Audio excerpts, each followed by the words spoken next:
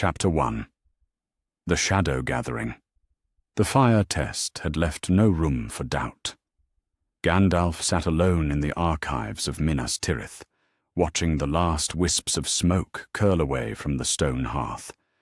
The golden band lay cooling on the floor where he had dropped it, unmarked by flame, but somehow heavier now than when he had first placed it in Frodo's palm all those years ago. The ancient Sindarin words still echoed in the chamber, words that should not have appeared on any ring save one. It was Isildur's bane. After 60 years of growing suspicion, 17 years of careful investigation, and 3 days of desperate searching through Isildur's scroll, the truth could no longer be denied. Frodo Baggins carried the ruling ring of Sauron. The wizard rose slowly, his joints protesting after hours hunched over dusty parchments. Through the narrow window, the first light of dawn was breaking over Osgiliath's ruins, painting the broken stones the color of old blood. He had spent the entire night confirming what his heart had already known, and now every moment's delay might cost them the war. Shadowfax was waiting in the courtyard, pawing restlessly at the cobblestones. The great horse seemed to sense his master's urgency. His ears were pricked forward, muscles taut beneath his silver coat. Gandalf swung himself into the saddle with practiced ease, but his movements carried a weight they had not held in years, the burden of absolute certainty. "Ride now," he whispered, "as you have never ridden before." They left Minas Tirith at a gallop that sent guards scrambling to get out of their path. North through Anorion, through the Brown Lands, where refugees from Ithilien had built their temporary camps, north toward the Shire, toward a hobbit who had no idea what shadow he carried. The miles passed in a blur of autumn countryside, but for all Shadowfax's speed, Gandalf could not shake the feeling that he was already too late. The Black Riders were abroad. He had seen the signs during his ride south, dead grass where horses had passed, dogs cowering in their kennels, an unnatural stillness in the woods. 9 Nazgûl, the Witch King among them, hunting for the ring their master had lost, and they were closer to finding it than they had been in 3,000 years. Frodo and his companions had left Bag End 3 days ago. Gandalf had counted on having more time, had planned to return from Minas Tirith to find them still safely ensconced in their holes, grumbling about preparations for a journey that could be delayed no longer. Instead, he had arrived to find windows shuttered, gardens abandoned, and Hamfast Gamgee, tight-lipped with worry for his Sam, went off without a word of farewell, the old hobbit had told him, hands wringing his hat brim. Just like his old gaffer always said he would. Adventure calls and off he goes, never mind who's left to tend the gardens. The hobbits were making for Crickhollow, or so young Fredegar Bolger had eventually admitted, under Gandalf's gentle but insistent questioning. From there, if they followed the plan, they would cross the old forest and make for the inn at Bree. But plans, even carefully laid ones, had a way of going awry when the enemy was actively hunting. The Nazgûl would not be following roads or stopping at inns. They would take the most direct paths, spreading out across the countryside like a net, slowly tightening. And if they found the hobbits first, Gandalf urged Shadowfax to greater speed, though the horse was already running at a pace that would have killed a lesser mount. They thundered through sleeping villages where dogs howled and mothers pulled their children closer. They leapt streams that should have required fording, took hills that should have demanded careful navigation. But still, the wizard felt time slipping away like water through his fingers. By the second day, he knew he was not going to reach them in time. The signs were unmistakable now. Burned grass beside the road where no normal fire should have left its mark. Crows following strange flight patterns, as if avoiding certain areas entirely. And everywhere, the subtle wrongness that accompanied the passage of the 9, a thickness in the air, a weight on the heart that made even the bravest men look over their shoulders and hurry their pace. The Nazgûl were converging on something. Gandalf pulled Shadowfax to a halt atop a rise overlooking the last bridge, studying the landscape below with eyes that had seen the ruin of kingdoms. The stone bridge was intact, but there were black marks on its approaches, hoofprints that seemed to smoke even in the afternoon sunlight. The riders had passed this way recently, and they were no longer searching at random. They had found a trail. "The old forest road," he murmured, running through possibilities. If the hobbits had made it through the forest, and Tom Bombadil's protection should have been enough to see them safely past, they would have emerged near Bree. From there, the logical route would take them north and east toward the last bridge, then on to Rivendell. But the Nazgûl knew that route now. They would be waiting. Unless... Gandalf closed his eyes, reaching out with senses that went deeper than sight or sound. Somewhere to the north, he could feel a familiar presence. Aragorn, son of Arathorn, moving through the wilderness with the steady patience of a ranger on the hunt. If the hobbits had made it to Bree, if they had found the ranger as planned, then their route might be different. Aragorn would not take the obvious path with the enemy so close. He would lead them through the wild country, avoiding the roads. He would lead them to Weathertop. The thought struck Gandalf like a physical blow. Weathertop, the ancient watchtower that stood alone on its hill, visible for miles in every direction. In daylight, it was a refuge, a place to see enemies approaching from afar. But at night, with the Nazgûl abroad, it would be a trap. The hilltop would offer no escape, no shelter from 9 riders who needed neither rest nor sustenance. Gandalf wheeled Shadowfax around and spurred him northwest, away from the bridge and toward the Weather Hills. If Aragorn was following his usual protocols, if he was leading the hobbits along the hunters' paths that avoided both the main roads and the fell creatures that haunted the darker corners of the wild, then Weathertop would be their natural stopping point.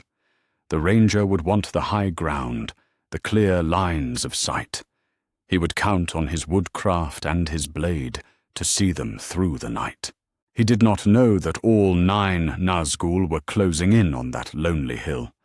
The sun was setting as Gandalf reached the outer slopes of the Weather Hills, painting the sky the deep red of old wine. Somewhere above him, on the crowned height of Amensul, he could sense them, the hobbits, small and frightened but still alive, and with them the steady presence that could only be Aragorn. They had made a fire. They were sharing tales to keep their spirits up. They thought themselves alone in the wilderness. But they were not alone. Gandalf could feel the other presences now, moving up the slopes like shadows given weight. 9 minds bound to a single will, drawn by the ring's call like iron to a lodestone. They moved with terrible purpose, no longer searching but closing in for the kill. And somewhere among those small figures around their campfire was a hobbit who carried the fate of all Middle-earth on his finger, unknowing and unprotected. The wizard dismounted at the base of the hill and began to climb, his staff blazing with white fire. He was too late to prevent this convergence, too late to lead the hobbits safely away before the Nazgûl found them. But perhaps he was not too late to save them. The shadows were gathering at the crown of Weathertop, and somewhere in the darkness above, a battle was about to begin that would determine the fate of the world. Gandalf quickened his pace, the light of his staff cutting through the gloom like a sword.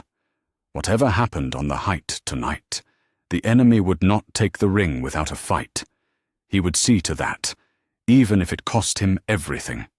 The echoes of ancient war horns seemed to whisper on the wind as he climbed toward the fire's glow, toward the waiting darkness, toward a confrontation that would change the course of history itself. Time had run out at last. Chapter 2. The Ranger's Warning. Aragorn had been a ranger for 30 years, and in all that time he had never felt the wild land so full of watchful malice. The signs were everywhere, if you knew how to read them. Grass that bent away from certain paths, as if an invisible wind pushed it aside. Birds that refused to land in perfectly good trees, wheeling overhead with harsh cries before fleeing south. Most telling of all, the absolute silence that followed them. No rustle of small creatures in the undergrowth. No hunting calls from the owls that should have been stirring as dusk approached. The very air seemed to hold its breath. "How much farther?" Pippin asked for the third time in an hour, his voice carrying the particular whine that meant his feet hurt and his stomach was empty. "I can see that hill plain enough, but we never seem to get any closer." Aragorn glanced back at the youngest hobbit, noting the way Pippin favoured his left foot and the slight slump to his shoulders. They had been walking since before dawn, following deer tracks and hunters' paths that wound through the bracken-covered slopes. Good time for travellers on foot, but perhaps too demanding for hobbits more accustomed to well-maintained roads and second breakfast. "Weathertop is farther than it appears," he said, keeping his voice steady, despite the growing unease in his chest. "The hill stands alone, with no other heights nearby for comparison. We should reach it by nightfall. Should reach it, if nothing went wrong. If the shadows he had been glimpsing in his peripheral vision all day proved to be nothing more than wind-bent branches and his own growing paranoia. If the hoofprints he had spotted at the last stream crossing were from wild ponies, and not from steeds that left no droppings and needed no rest. "Nightfall," Sam muttered, adjusting the pack straps that had been digging into his shoulders since noon. "And I suppose we'll be camping up there in the cold, with naught but hard ground for beds and whatever's left in our packs for supper." "The view from Weathertop is worth the discomfort," Aragorn said, though his reasons for choosing that destination had little to do with scenery. The ancient watchtower commanded a clear view in all directions for miles. Nothing could approach without being seen. In daylight, it was one of the safest places in the wild lands. At night, it might prove to be something else entirely. "What is Weathertop, exactly?" Frodo asked, speaking for the first time since they had stopped for their midday meal. The ring-bearer had been unusually quiet all day, walking with his head down and his hand occasionally drifting to his breast pocket. "You mentioned it was built long ago, but by whom?" Aragorn was grateful for the question. It gave him an excuse to focus on something other than the wrongness that seemed to permeate everything around them. Men built it in the days when the North Kingdom still stood strong. Untold, they called it in the old tongue. The Hill of Wind. There was a great watchtower there, taller than the trees, with a palantir in its highest chamber. "A palantir?" Merry looked up with interest. "One of the seeing stones?" The chief of the Northern Stones. Kings and stewards would come there to look out over their realm, to see threats approaching from far away. Aragorn paused, studying the hill that dominated the horizon ahead of them. Even in ruin, Weathertop was impressive, a great dome of weathered stone rising from the surrounding moorland like an island from the sea. The tower was destroyed in wars long past. Only the foundation stones remain now, and the wide view. And something else, he did not say. Something that drew the eye and held it, that made Weathertop a landmark for more than just men. In the old stories, creatures of shadow had always been drawn to high places, where the Palantiri had once blazed with power. Even broken, even long silent, such places remembered their purpose. Destroyed by who? Pippin wanted to know. The Witch King of Angmar, in the wars that broke the North Kingdom. The words felt heavy in Aragorn's mouth. Strange to be speaking of the Witch King now, when every instinct screamed that something connected to those ancient evils was drawing near. He besieged Weathertop for months. When it finally fell, the tower was cast down and the Palantir lost or taken. The histories were unclear on that point, but given what Gandalf had told him about the enemy's servants and their hunger for the lost seeing stones, Aragorn suspected he knew which was more likely. The thought made his hand drift unconsciously to his sword hilt. "You're doing it again," Sam observed, his keen eyes fixed on Aragorn's face. "That look you get when you're worrying about something you're not telling us." Aragorn forced his hand away from his weapon and managed what he hoped was a reassuring smile. "A ranger's habit, Sam. We worry about everything so that others don't have to." But the truth was more complicated than that. For the past 2 days, ever since they had left the road and struck out across the wild, he had been seeing signs that no hobbit would recognize, but that made his blood run cold. Hoofprints that appeared suddenly in soft ground and vanished just as abruptly on stone. The scattered bones of a deer that had been killed not by wolves or wild dogs, but by something that had drained the life from it without touching the flesh. Most disturbing of all, the trees, ancient oaks and ash that had stood in these hills for centuries, bore fresh scars as if something had passed among them with enough malice to wither bark and blacken leaves. 9 riders were abroad in the wild, Gandalf had warned him. 9 servants of the enemy, hunting for something precious beyond measure. And Frodo, walking quietly ahead with his hand pressed to his pocket, carried exactly what they sought. The question was whether they could reach Weathertop before those riders found them. "There," Frodo said suddenly, pointing ahead to where the path crested a low rise. "I can see the ruins now." Aragorn followed his gaze and felt his heart sink. The crown of Weathertop was clearly visible now, perhaps 2 miles distant, across the rolling moorland. But so were other things, dark shapes moving among the scattered stones of the old foundations. Even at this distance, he could see that they were too large to be deer or wild ponies, too purposeful in their movement to be anything natural to these hills. "We should camp lower down," he said quietly, stopping so abruptly that Sam nearly walked into him. "In the dell below the summit. There's shelter there and—" "No!" Frodo's voice was strange, distant. He stood perfectly still on the path, staring up at the ruined tower with eyes that seemed to see something the others could not. "We have to go up. I can feel. We have to go up to the top." "Feel what?" Merry asked, but Frodo didn't seem to hear him. Aragorn studied the ring-bearer's face and felt a chill that had nothing to do with the evening air. Frodo's skin was pale, almost translucent in the fading light, and there was a quality to his stillness that reminded Aragorn unpleasantly of a man listening to voices only he could hear. The ring was calling to its master, and through it the enemy's servants would be able to sense its location with growing precision.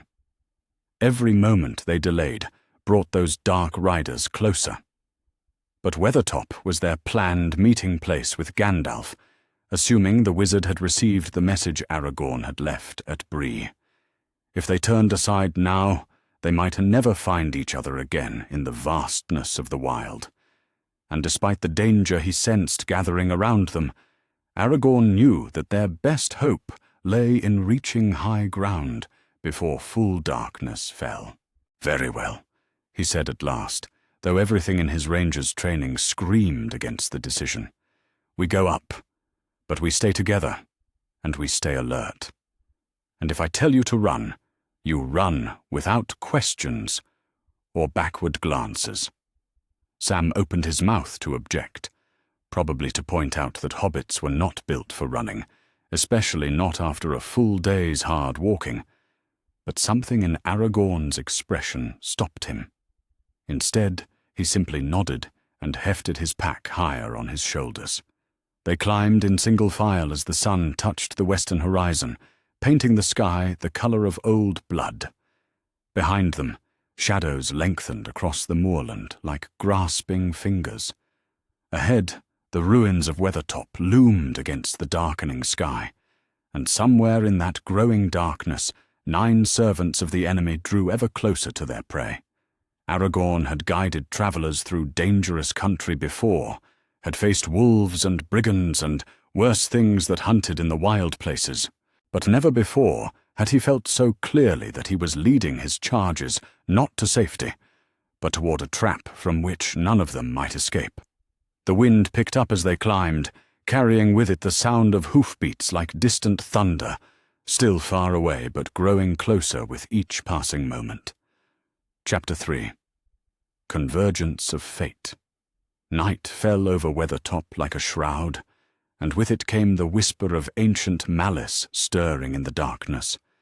At the base of the hill, Gandalf felt the change in the air as clearly as if someone had rung a bell. The ring was here. He could sense its presence, like a distant flame, small but unmistakable, somewhere up among the broken stones of Sun's crown. Relief flooded through him, followed immediately by a dread so sharp it took his breath away. He was not the only one who had found them. Shadowfax snorted and pawed the ground, his silver coat gleaming with nervous sweat. The great horse could smell what was coming on the wind, the cold stench of the Nazgûl, the reek of things that should have stayed dead. Around them, the very grass seemed to wither and brown, as if the earth itself recoiled from what approached. "Go!" Gandalf whispered, sliding from the saddle and placing his hand on the horse's neck. "Go far from this place, and do not return until the sun rises." Shadowfax needed no further urging. He wheeled and galloped into the darkness, his hoofbeats fading quickly into the night. Whatever happened on Weathertop, Gandalf would face it alone, with nothing but his staff and the power that burned within him. Power he had held in check for too long, but which he might now be forced to unleash in full. Above him, a small orange glow flickered to life among the ruins. A campfire. His heart clenched as he realized what that meant. The hobbits were making themselves visible to everything that hunted in the darkness. Aragorn should have known better. The ranger should have understood the danger. Unless he had no choice. Unless something was already driving them toward this confrontation. Gandalf began to climb, his staff blazing with white light that cut through the shadows like a sword. Each step carried him higher up the ancient slope, past the weathered stones that had once formed the tower's lower courses, past the crumbling foundations where kings had once walked. But with each step, the darkness around him seemed to thicken, as if the very air was being poisoned by approaching evil. They were coming, all of them. From 9 different directions, the Nazgûl rode toward Weathertop with the inexorable certainty of fate itself. No longer the scattered hunters they had been for weeks, following cold trails and chasing rumors. The ring had revealed itself at last, and they converged on its location like iron filings drawn to a lodestone. The Witch King led the assault from the north, his black horse moving with unnatural silence across the moorland. Beside him rode Camul the Easterling, and behind them came the others, the Betrayer, the Shadow of the South, the Dwymerlaik, and 4 more whose names had been lost to history, but whose malice burned as bright as ever. 9 servants of the Dark Lord, given form and purpose by their master's will, and united now in their hunger for the thing that had been taken from them. On the summit of Weathertop, Aragorn felt the change in the wind and knew their time had run out. "Put out the fire," he said quietly. But even as the words left his mouth, he knew it was too late. The damage was done. They had been visible for too long, and their enemies were already closing in. Around him, the hobbits looked up from their meal with varying degrees of alarm. "What's wrong?" Sam asked, setting down the strip of bacon he had been roasting on a twig. "They're coming," Aragorn said, his hand moving to his sword hilt. "All of them." But instead of stamping out the flames, he found himself reaching for kindling, building the fire higher rather than extinguishing it. Some instinct deeper than reason drove him. The same instinct that had led him to speak of ancient kings and lost glories, that had made him tell the hobbits of Gil-galad and the Last Alliance while the darkness gathered around them. "Tell us a story," Pippin had said earlier when the shadows first began to lengthen. "Something to keep our minds off all this." So Aragorn had spoken of Tinuviel, the elf maiden who had danced in the twilight glades of Doriath, and whose love for Beren had moved even the Valar to pity. He had told them of courage in the face of hopeless odds, of light that endured even in the darkest places. Perhaps it had been prophecy rather than mere tale-telling. Perhaps some part of him had known that they would need that reminder before the night was over. Now, as cold laughter echoed from the darkness below and black shapes began to rise up the slopes from every direction, Aragorn built up the fire until it blazed like a beacon. If this was to be their last stand, then let it be seen. Let the light of their defiance shine out across the wild lands, a signal to any who might witness it that here, on this ancient hill, free people had made their choice. Frodo sat frozen beside the fire, his face pale as parchment in the flickering light. The ring seemed to burn against his chest, growing heavier with each passing moment. He could feel them approaching now, 9 minds filled with such malice and hunger that it made him physically ill.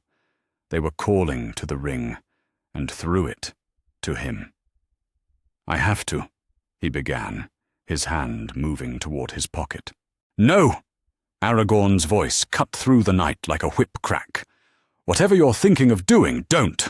Stay with us. Stay in the light." But the ring's pull was too strong. As the first of the Nazgûl crested the hill's edge, a towering figure in black robes, astride a horse that seemed to be made of living shadow. Frodo's hand closed around the golden band. The world exploded into terrifying clarity. He could see them all now, the 9 riders revealed in their true forms. Not men in black robes, but wraiths, ancient kings and sorcerers twisted by the power of their rings into something that was neither living nor dead. Their crowns were visible, cruel circlets of iron and bone. Their swords blazed with cold fire, and their eyes were pits of malice that seemed to burn straight through to his soul. The Witch King raised his blade, and the air itself screamed. That was when Gandalf burst from the shadows below, like a star falling to earth. The wizard came up the last slope at a run, his staff blazing with light so pure and white that it seemed to burn away the darkness itself. His grey robes whipped behind him like wings, and when he opened his mouth to speak, his voice carried the authority of the Valar themselves. "You cannot have him." The words rang out across Weathertop with the force of thunder.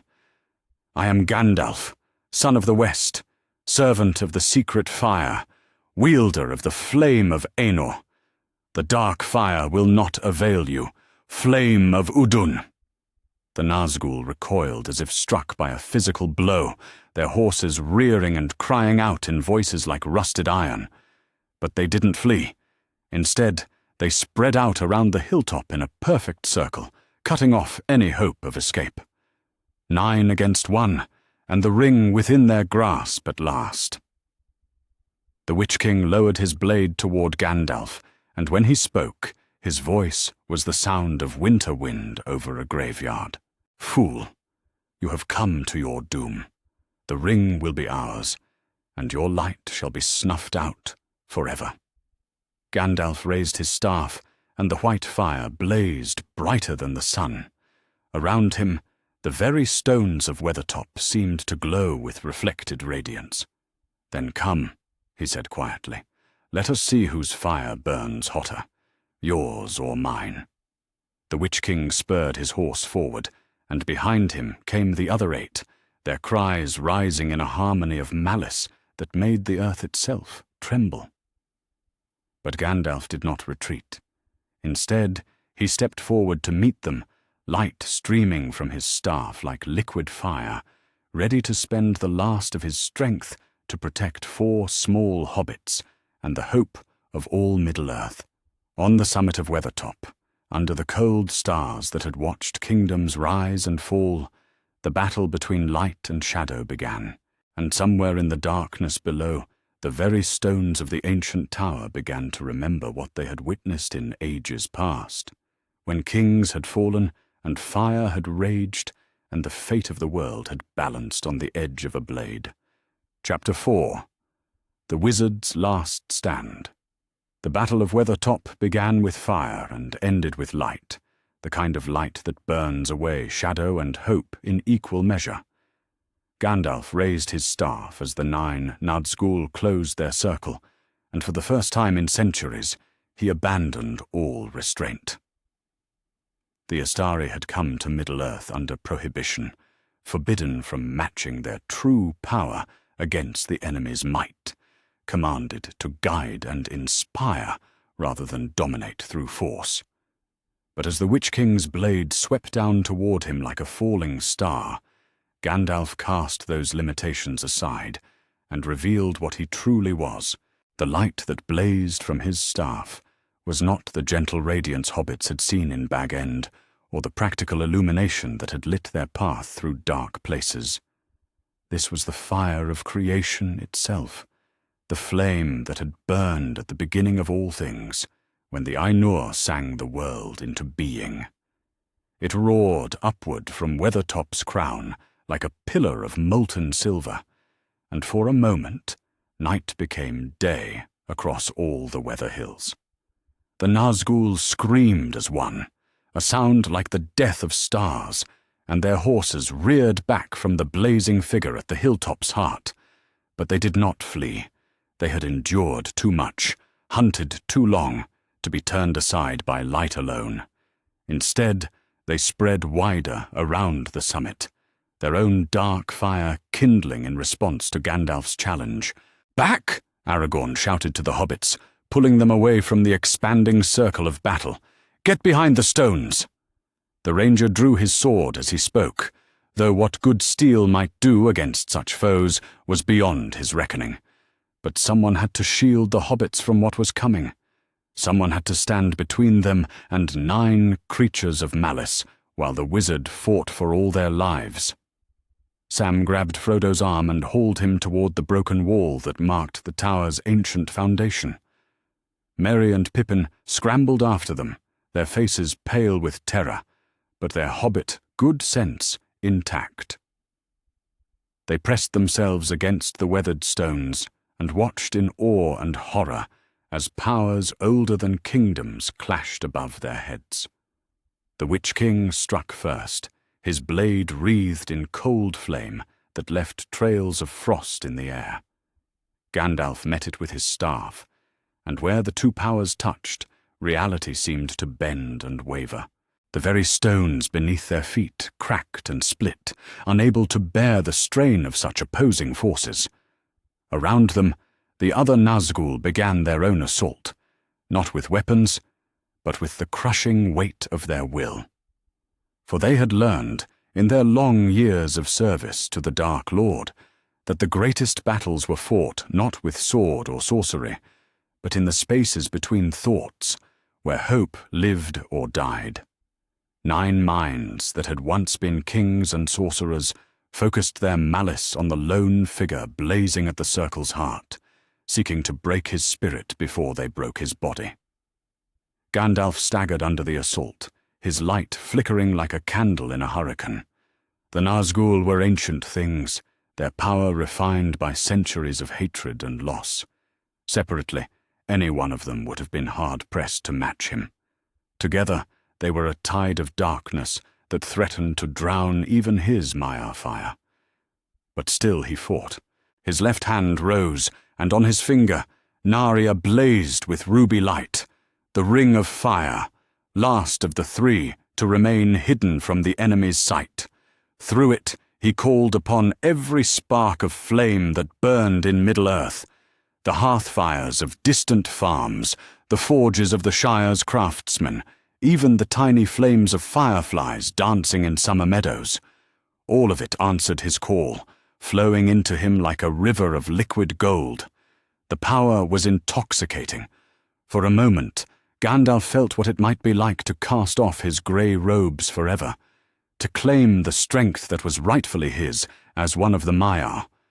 With Narya's fire coursing through him, he could drive back these shadows. He could cleanse Middle-earth of its darkness and rule it in wisdom and justice, just as the elder days had been ruled when the Valar walked openly among the children of Ilúvatar. The temptation lasted only an instant. Then Gandalf remembered why he had come, not to rule, but to serve, not to claim power, but to kindle hope in others. The fire in his veins cooled to something more manageable, more human, and he turned his attention back to the battle at hand. It was a mistake that cost him dearly. In that moment of hesitation, the Nazgûl struck as one. Not physically. Their blades were still held at bay by the light that surrounded him, but with the full weight of their combined malice. 9 wills that had been forged in darkness and tempered in betrayal reached out across the space between them and seized hold of Gandalf's spirit. He felt their touch like ice in his veins, like doubt made manifest.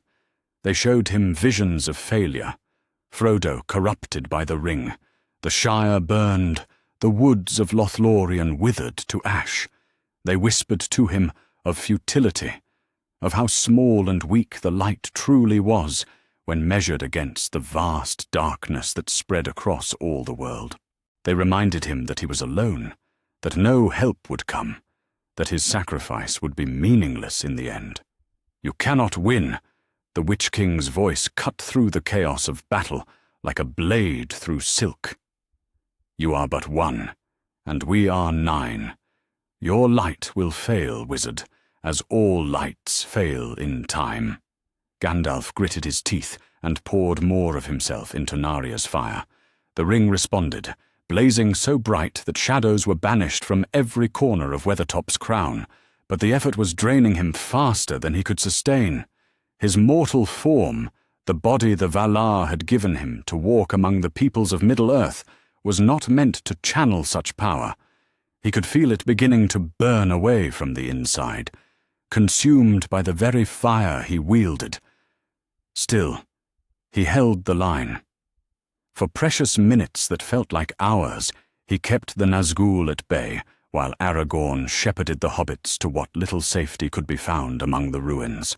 His staff swept in wide arcs, trailing light that cut through the darkness like a sword. His voice rose in words of power that had been old when Númenor was young, binding the wraiths with chains of starlight and song. But there were 9 of them, and only one of him. And in the end, that simple arithmetic proved decisive. The attack came from all sides at once, not the crude assault of blades and claws, but a focused strike that targeted the very core of Gandalf's being. 9 ancient minds reached out as one and grasped hold of the flame that burned within him, seeking to snuff it out like a candle between their fingers. Gandalf's scream split the night air, a sound of such pain and defiance that it echoed across the weather hills like thunder. He staggered, his staff wavering, the light around him flickering and dimming. The Nazgûl pressed their advantage, their combined will bearing down on him with the weight of mountains. "Gandalf!" Sam's voice carried across the battle, high and desperate and utterly insignificant against the clash of powers. "Gandalf, don't leave us!" The wizard heard him, even in the midst of his agony, even as the darkness closed around him like a fist. He heard the simple plea of a gardener from the Shire who had never asked for any of this. It reminded him, in those final moments, why the battle mattered. Not for the great and powerful, not for kings or kingdoms, but for small folk who wanted nothing more than to tend their gardens and live their lives in peace. With the last of his strength, Gandalf raised his staff one final time. The light that blazed from it was different now. Not the harsh brilliance of Maiar fire, but something gentler and more human. The light of hope itself, kindled not in the councils of the mighty, but in the hearts of ordinary people who chose to stand against the darkness. "For the Shire," he whispered, and released every last spark of power that remained to him. The explosion of light that followed was visible as far away as Rivendell. It washed over Weathertop like a cleansing wave, driving the Nazgûl back and leaving them stunned and reeling in its wake. For a handful of heartbeats, it seemed that Gandalf might have won after all, that his final gambit had turned the tide of battle in their favor. Then the light faded, and where Gandalf the Grey had stood, there was nothing but empty air and the echo of sacrifice. His body dissolved as he died, unmaking itself in the way of the Maiar when their time in Middle-earth came to an end. He became light and music, and the memory of starlight on water, fading back into the void from which the Valar had first called him. But something remained, a glint of fire among the broken stones where he had made his final stand. Narya rolled across the weathered granite, its ruby heart still glowing with the last embers of its master's flame. The ring of fire, bereft of the hand that had wielded it for 2,000 years, lay among the ruins of Weathertop like a fallen star. The Nazgûl, shaken by their victory, withdrew to the edges of the hilltop to recover their strength. They had won, but at a cost none of them had anticipated. The wizard's final burst of power had wounded them all, leaving them weakened and disoriented. It would be some time before they could press their attack again. In the silence that followed, Aragorn crept forward on hands and knees, his sword forgotten, his ranger's training abandoned in the face of a loss too great for comprehension. Among the scattered stones where Gandalf had fallen, he found the ring and closed his fingers around it with something approaching reverence. It was warm to the touch, pulsing with a faint heartbeat that might have been the last echo of its master's life. And as Aragorn knelt there in the ruins, holding the only remnant of the wizard who had guided them so far, he realized with horrible clarity that everything had changed. The quest would continue. It had to continue. But they would walk the rest of the road without their guide, their protector, their hope. Gandalf the Grey was gone, and with him their best chance of seeing the ring destroyed. All they had left now was each other, and a spark of fire that might, if they were very lucky and very brave, be enough to light their way through the darkness ahead. Chapter 5. Flight and Despair. The silence after the battle was more terrible than any scream. Aragorn knelt among the scattered stones where Gandalf had made his final stand, Narya warm against his palm, and the taste of ashes in his mouth. Around him, the summit of Weathertop lay shrouded in an unnatural quiet. No wind stirred the grass. No night birds called from the darkness below. Even the Nazgûl had withdrawn to the hill's edges, their forms barely visible as shadows among shadows, recovering from wounds that went deeper than flesh. "Is he?" Sam's voice broke on the words, too small and lost to finish the question. "Gone," Aragorn said, and the word fell between them like a stone dropped into still water. He closed his fingers around the ring, feeling its weight settle into his bones. The metal was still warm with the echo of Gandalf's fire, but that warmth would fade, and when it did, they would be truly alone. "Gandalf is gone."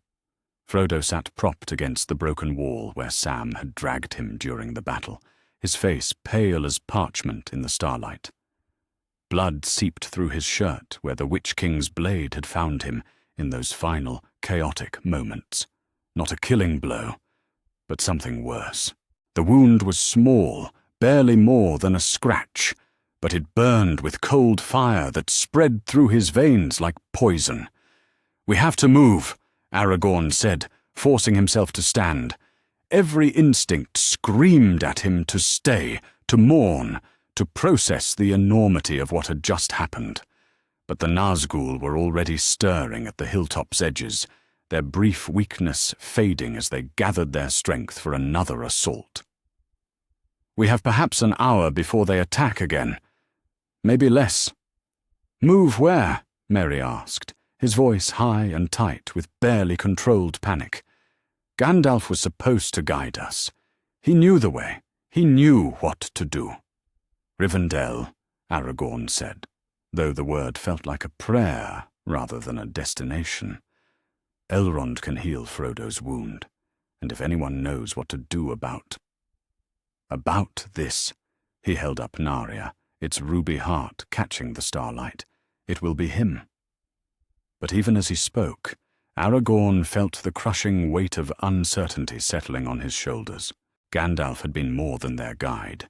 He had been their hope, their connection to powers greater than themselves, their assurance that the quest could succeed. Without him, they were just a ranger and 4 hobbits, stumbling through the wilderness with the fate of the world in their keeping. Sam helped Frodo to his feet, and Aragorn's heart clenched as he saw how his friend swayed, how the simple act of standing left him gasping. The Morgul blade had done its work well. Already, Frodo's left arm hung useless at his side, and there was a grey pallor to his skin that spoke of poison spreading through his body. Without immediate healing, he would fade within days, becoming a wraith himself, bound to the will of those who had wounded him. "I can walk," Frodo said, though his voice was barely above a whisper. Don't slow down for me." Aragorn wanted to tell him that they wouldn't leave him behind, that they would carry him if necessary. But the words stuck in his throat. The truth was that they might not have a choice. If the Nazgûl caught them on open ground, if Frodo could not keep pace. He pushed the thought away and began gathering their scattered gear. The fire had burned down to embers during the battle, their peaceful campsite transformed into a battlefield littered with scorched stone and the lingering tang of sorcery. Everything they had carried felt insignificant now, weighed against the loss they had suffered and the burden they had gained. "What is that thing?" Pippin asked, staring at the ring in Aragorn's hand with a mixture of awe and fear. "Narya," Aragorn said, slipping it onto his finger before he could lose his nerve. The ring settled into place, like it belonged there, though he could feel its power thrumming beneath the surface. Old magic, patient, and deep as the roots of mountains. One of the 3 elvish rings. Gandalf bore it for many years. He did not tell them that he could feel its weight like a chain around his spirit, or that every time he closed his eyes, he could sense the other rings of power scattered across Middle-earth. Vilya in Rivendell, Nenya in Lothlorien, and somewhere to the east, a darkness that pulled at his awareness like a wound in the world. The One Ring, carried by the Hobbit, who even now struggled to stay upright. "Why did it fall to you?" Sam asked, helping Frodo toward the path that led down the hill's northern slope. "Because there's no one else," Aragorn said, and hated how true it sounded. They left Weathertop as they had arrived, on foot, in darkness, with hope growing thinner with every step. But this time, there was no wizard's light to guide them, no sense of protection or purpose beyond the desperate need to put distance between themselves and the creatures that hunted them. Aragorn led them down paths he half remembered from ranging expeditions years past, following deer tracks and stream beds that would hide their passage from all but the most determined pursuit. Behind them, on the crown of the ancient hill, something howled, a sound of rage and frustration that echoed across the weather hills like the cry of a hunting beast denied its prey. The Nazgûl had recovered enough to discover that their quarry had slipped away in the darkness, and their fury at being balked of both ring and revenge carried clearly on the night air. "They'll follow," Merry said, glancing back toward the hill that was already lost to darkness behind them. "Yes," Aragorn agreed, adjusting his grip on the ranger's pack he carried, in addition to his own gear.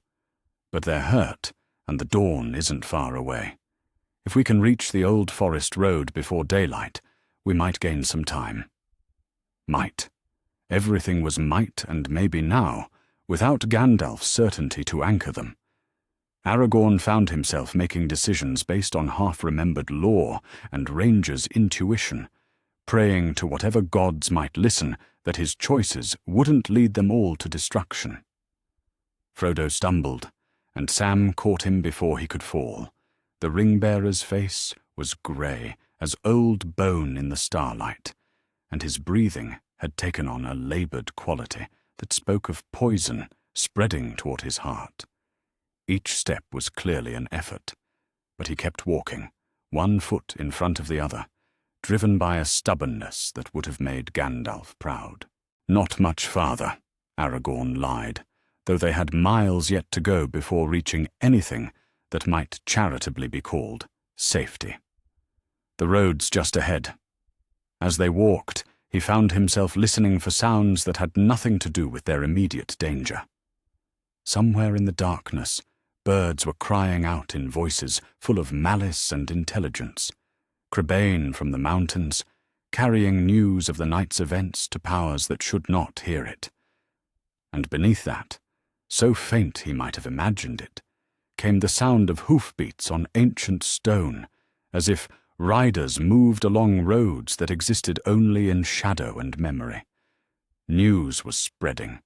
Word of Gandalf's fall would reach the enemy's ears before the sun rose, and with it would come a new urgency to the hunt. The Nazgûl had tasted victory at Weathertop, but they had also revealed their strength.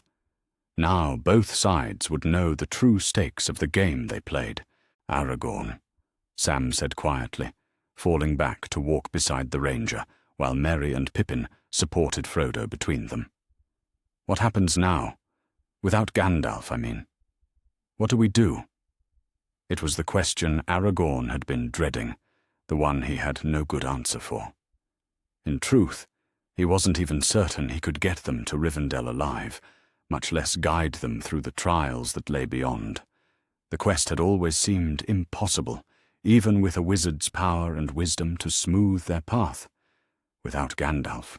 "We continue," he said finally, because it was the only answer that mattered. "We take the ring to Mount Doom, and we destroy it. That's what Gandalf would have wanted." "But how?" Merry called from ahead, his voice sharp with exhaustion and despair. "He was supposed to help us. He was supposed to know what to do when we got there. Now what?" "I don't know," Aragorn admitted, and felt the words cut at his throat like broken glass. "I don't know, but we'll find a way. We have to.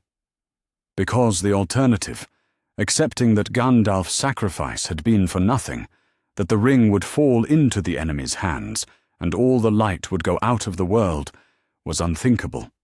They had lost their guide, their protector, their hope. But they still carried the most important thing of all, the chance to see this quest through to its end, even if none of them lived to see that ending. The eastern sky was beginning to pale by the time they reached the old forest road, and with the growing light came a strange kind of peace. The Nazgûl would not pursue them in daylight, and for a few hours at least they could rest and tend to Frodo's wound and try to make sense of the new world in which they found themselves. But as Aragorn helped Sam settle Frodo in the shelter of a roadside copse, he could feel Narya pulsing on his finger like a second heartbeat. The ring was trying to tell him something, whispering secrets in a language he didn't quite understand, offering power he wasn't sure he dared accept. Gandalf was gone. The quest continued, and somewhere in the growing light of dawn, Aragorn began to understand that the hardest part of their journey was still ahead of them. All they could do was take it one step at a time and hope that when they reached the end, someone would remember why they had begun. Chapter 6.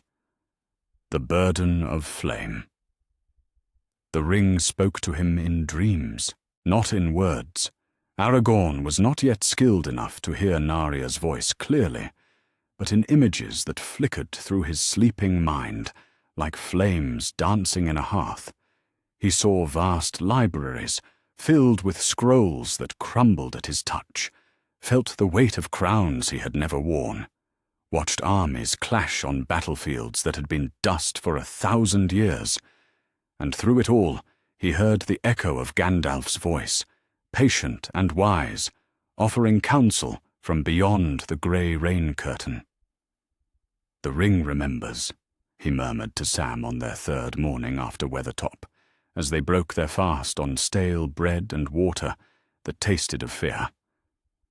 Everything Gandalf knew, everything he learned in all his years of bearing it, it's still there, locked away like memories in an old man's mind. "Can you understand it?" Sam asked, glancing toward where Frodo lay, wrapped in their cloaks beneath a standing stone.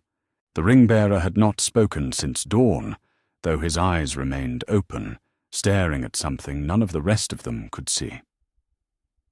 "Fragments," Aragorn admitted, flexing the fingers of his left hand where Narya sat like a coal of fire against his skin.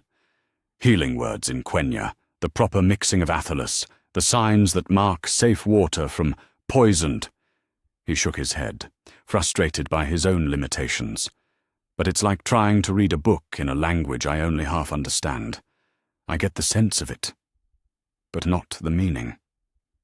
And that was the most maddening thing of all.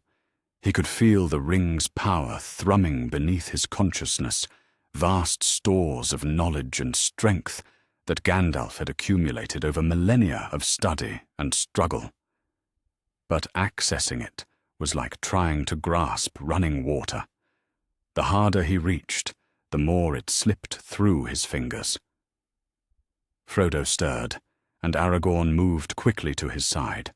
The hobbit's face had taken on the pale, translucent quality of old parchment, and his left shoulder bore a spreading stain of darkness that no bandage could hide.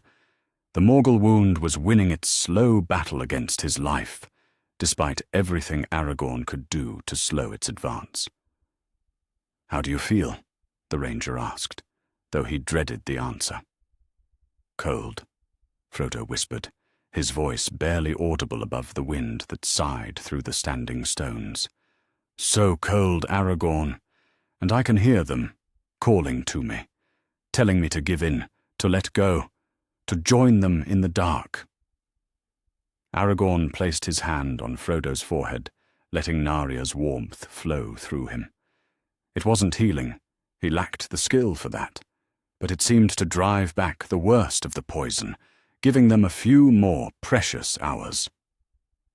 Each day, the ring's fire was the only thing standing between Frodo and the grey twilight that beckoned to him from across the borders of the living world. "We'll reach help soon," Aragorn promised, though privately he wondered if they would make it another day, let alone the week it would take to reach Rivendell. "Elrond will know what to do. He has healing arts that make mine look like a child's fumbling." Merry and Pippin had grown silent over the past days, their usual chatter replaced by the grim understanding that their friend was dying by degrees. They took turns helping Sam support Frodo when he could no longer walk steadily, but Aragorn could see the toll it was taking on all of them. Without Gandalf's guidance, without his reassuring presence, they felt like children lost in a forest that grew darker with every step.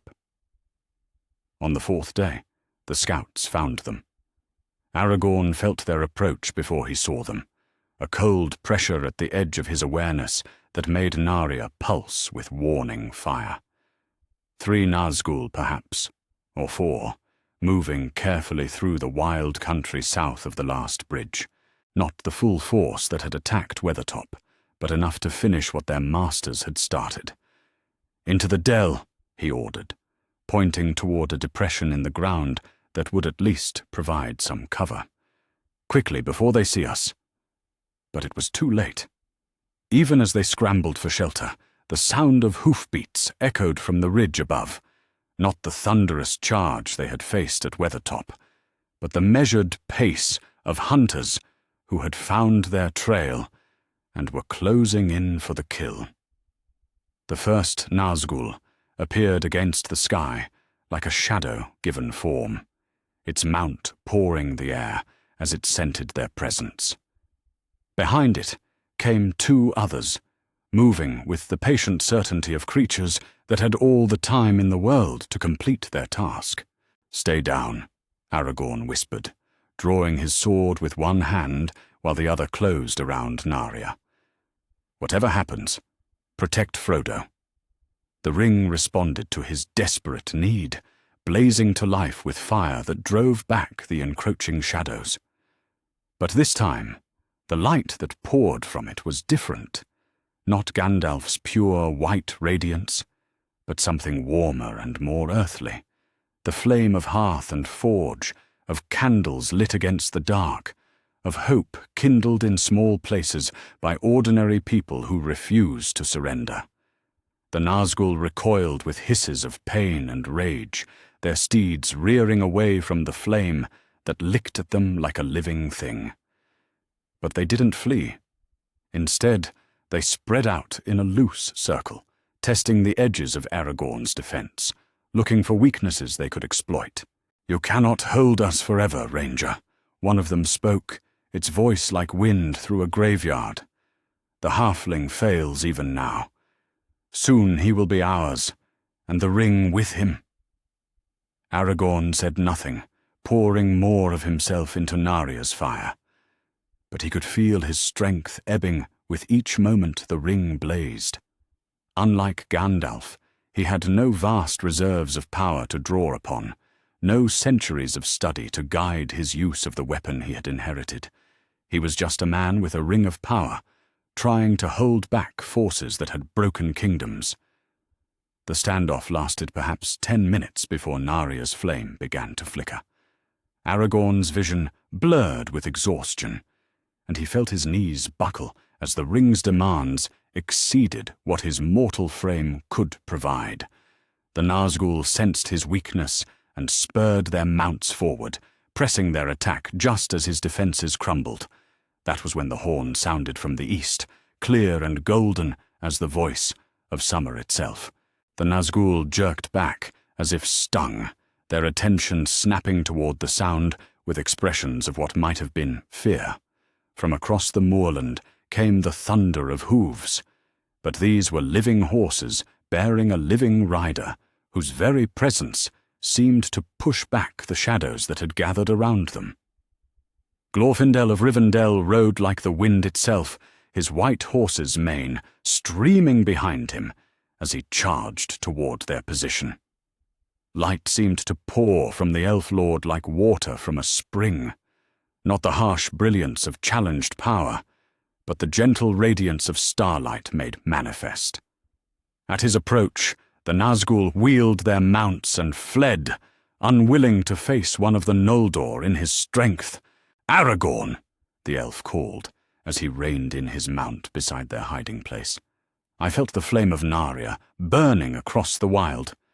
He stopped mid-sentence as his gaze fell upon their huddled group, taking in Frodo's pale features and the obvious absence of their guide. "Where is Mithrandir?" "Dead," Aragorn said, the word falling between them like a stone. "Killed at Weathertop defending us from the Nine."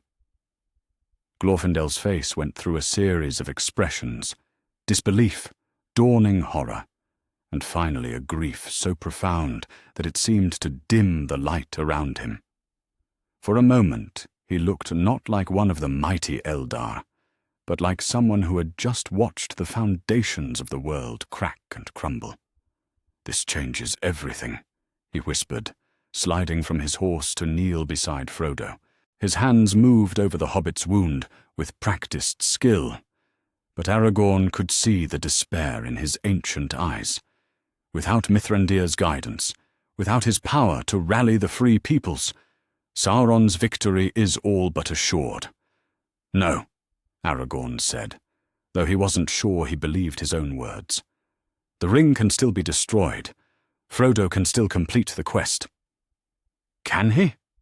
Glorfindel gestured toward the ring-bearer, whose breathing had grown so shallow it was barely perceptible. "Look at him, Aragorn.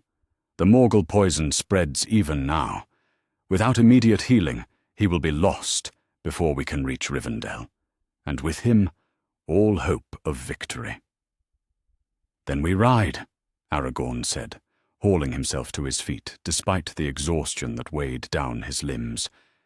"We ride now, and we ride hard. Narya can sustain him. I've been using it to hold back the worst of the poison. If we can reach Elrond—" "If," Glorfindel repeated, but he was already lifting Frodo in his arms, settling the hobbit on his horse before climbing up behind him.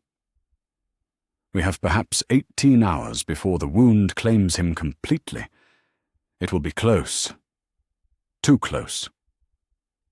They rode through the afternoon and into the night, Glorfindel's horse setting a pace that would have killed a lesser mount. Sam rode behind Aragorn, while Merry and Pippin shared a pony they had acquired at the last bridge, all of them clinging grimly to their saddles as the miles flew by beneath them. But even as they raced toward Rivendell, Aragorn could feel Frodo slipping away from them. Each time he touched Narya to the hobbit's forehead, the ring's fire seemed to accomplish less, as if the Morgul poison was adapting to its influence. The whispered guidance that had sustained them for days grew fainter, Gandalf's echo fading like the last light of sunset. "Hold on," he whispered to Frodo as they crested the hills that looked down into Rivendell's hidden valley. "Just hold on a little longer." But even as he spoke, he could see the grey twilight gathering at the edges of Frodo's vision, the shadow world where the Nazgûl dwelt, calling to him with promises of rest and release from pain. The ring-bearer was standing at the threshold between life and death, and Aragorn wasn't sure that even Elrond's skill would be enough to pull him back. All they could do was ride, and hope and trust that the flame kindled in small hearts would prove stronger than the darkness that sought to snuff it out. Behind them, the wind carried the sound of pursuit, distant but growing closer, as the nine converged once more on the trail of their prey. The race for Rivendell had become a race for the future itself, and the margin of victory would be measured not in miles, but in heartbeats. Chapter 7. Council of Sorrow. The song of healing that filled Rivendell's halls had never sounded so mournful. Elrond worked over Frodo's still form with hands that had mended hurts beyond counting, drawing the Morgul poison from his veins with words of power that were old when the foundations of the world were young. But even as the Elf Lord's skill triumphed over the Witch King's malice, even as colour returned to the hobbit's cheeks and the grey pallor faded from his skin, there was something broken in the ancient melody that no healing could repair. Gandalf was gone. The thought struck Elrond like a physical blow each time his concentration wavered, each time the litany of healing words faltered on his lips. In 3,000 years of friendship, through the rise and fall of kingdoms, through wars that had shaken the foundations of Middle-earth, he had never imagined a world without the wizard's quiet presence. The Grey Pilgrim had been a constant, sometimes absent for years at a time, but always returning, always bringing news and wisdom from the wider world. Now that constancy had been shattered, and with it, much of Elrond's hope for the war to come, "The fragment is out," he said quietly, holding up the sliver of black metal that had worked its way toward Frodo's heart. Even removed from the wound, it smoked with malice, hissing like a living thing until Elrond cast it into the fire. "He will live, but the wound will never fully heal, and he will bear the scar always." Aragorn, who had stood vigil throughout the long healing, sagged with relief. For 3 days he had watched Frodo hover between life and death, had felt Naria's fire grow weaker as the ring's echoes of Gandalf's knowledge faded. Without Elrond's skill, the ring-bearer would have been lost, and with him all hope of completing the quest. "Thank you," he said, though the words felt inadequate. "Do not thank me yet," Elrond replied, studying Aragorn with eyes that held the weight of ages. "Healing the body is one thing. Healing the spirit." He gestured toward Frodo, who had begun to stir, but whose eyes remained unfocused, staring at something only he could see. He witnessed Mithrandir's death. He felt the full weight of 9 Nazgûl focused upon him. Such experiences leave scars that run deeper than flesh. As if summoned by their words, Frodo's eyes snapped open, and he sat up with a strangled cry. "Gandalf! They're coming! The fire!" "Peace," Elrond said, his voice carrying the authority of one who had comforted the wounded for millennia. "You are safe in Rivendell. The Nazgûl cannot reach you here." But Frodo's gaze was wild, unfocused, as if he were seeing through the walls of the healing hall to some distant horror. "He saved us. He died to save us, and I couldn't help him. I just watched while they killed him." "You put on the ring?" Aragorn said gently, settling beside the bed.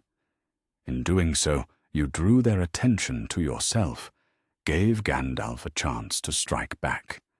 If I hadn't acted, maybe he'd still be alive." Frodo's voice cracked with grief and guilt.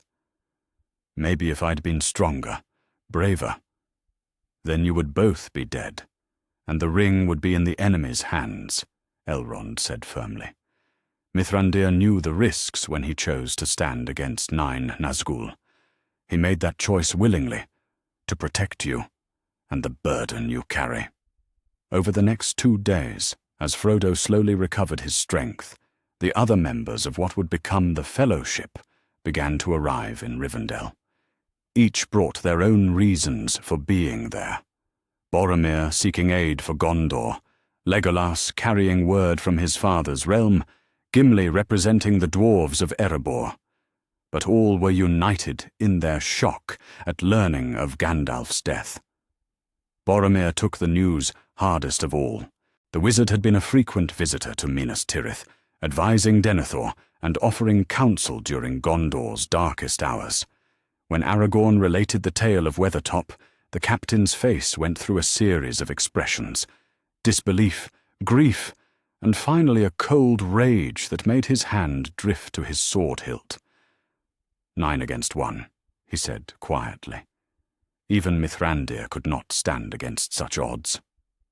Legolas, who had known Gandalf for centuries, wept openly, the first time any of them had seen an elf shed tears. Gimli, gruff and practical as always, said little, but his knuckles were white where he gripped his axe, and his eyes held the promise of vengeance against those who had struck down one of the few big folk he had ever truly respected. It was Aragorn who bore the heaviest burden of all, for he alone carried the weight of what Gandalf had left behind. Narya sat heavy on his finger, its ruby fire a constant reminder of the wizard's sacrifice.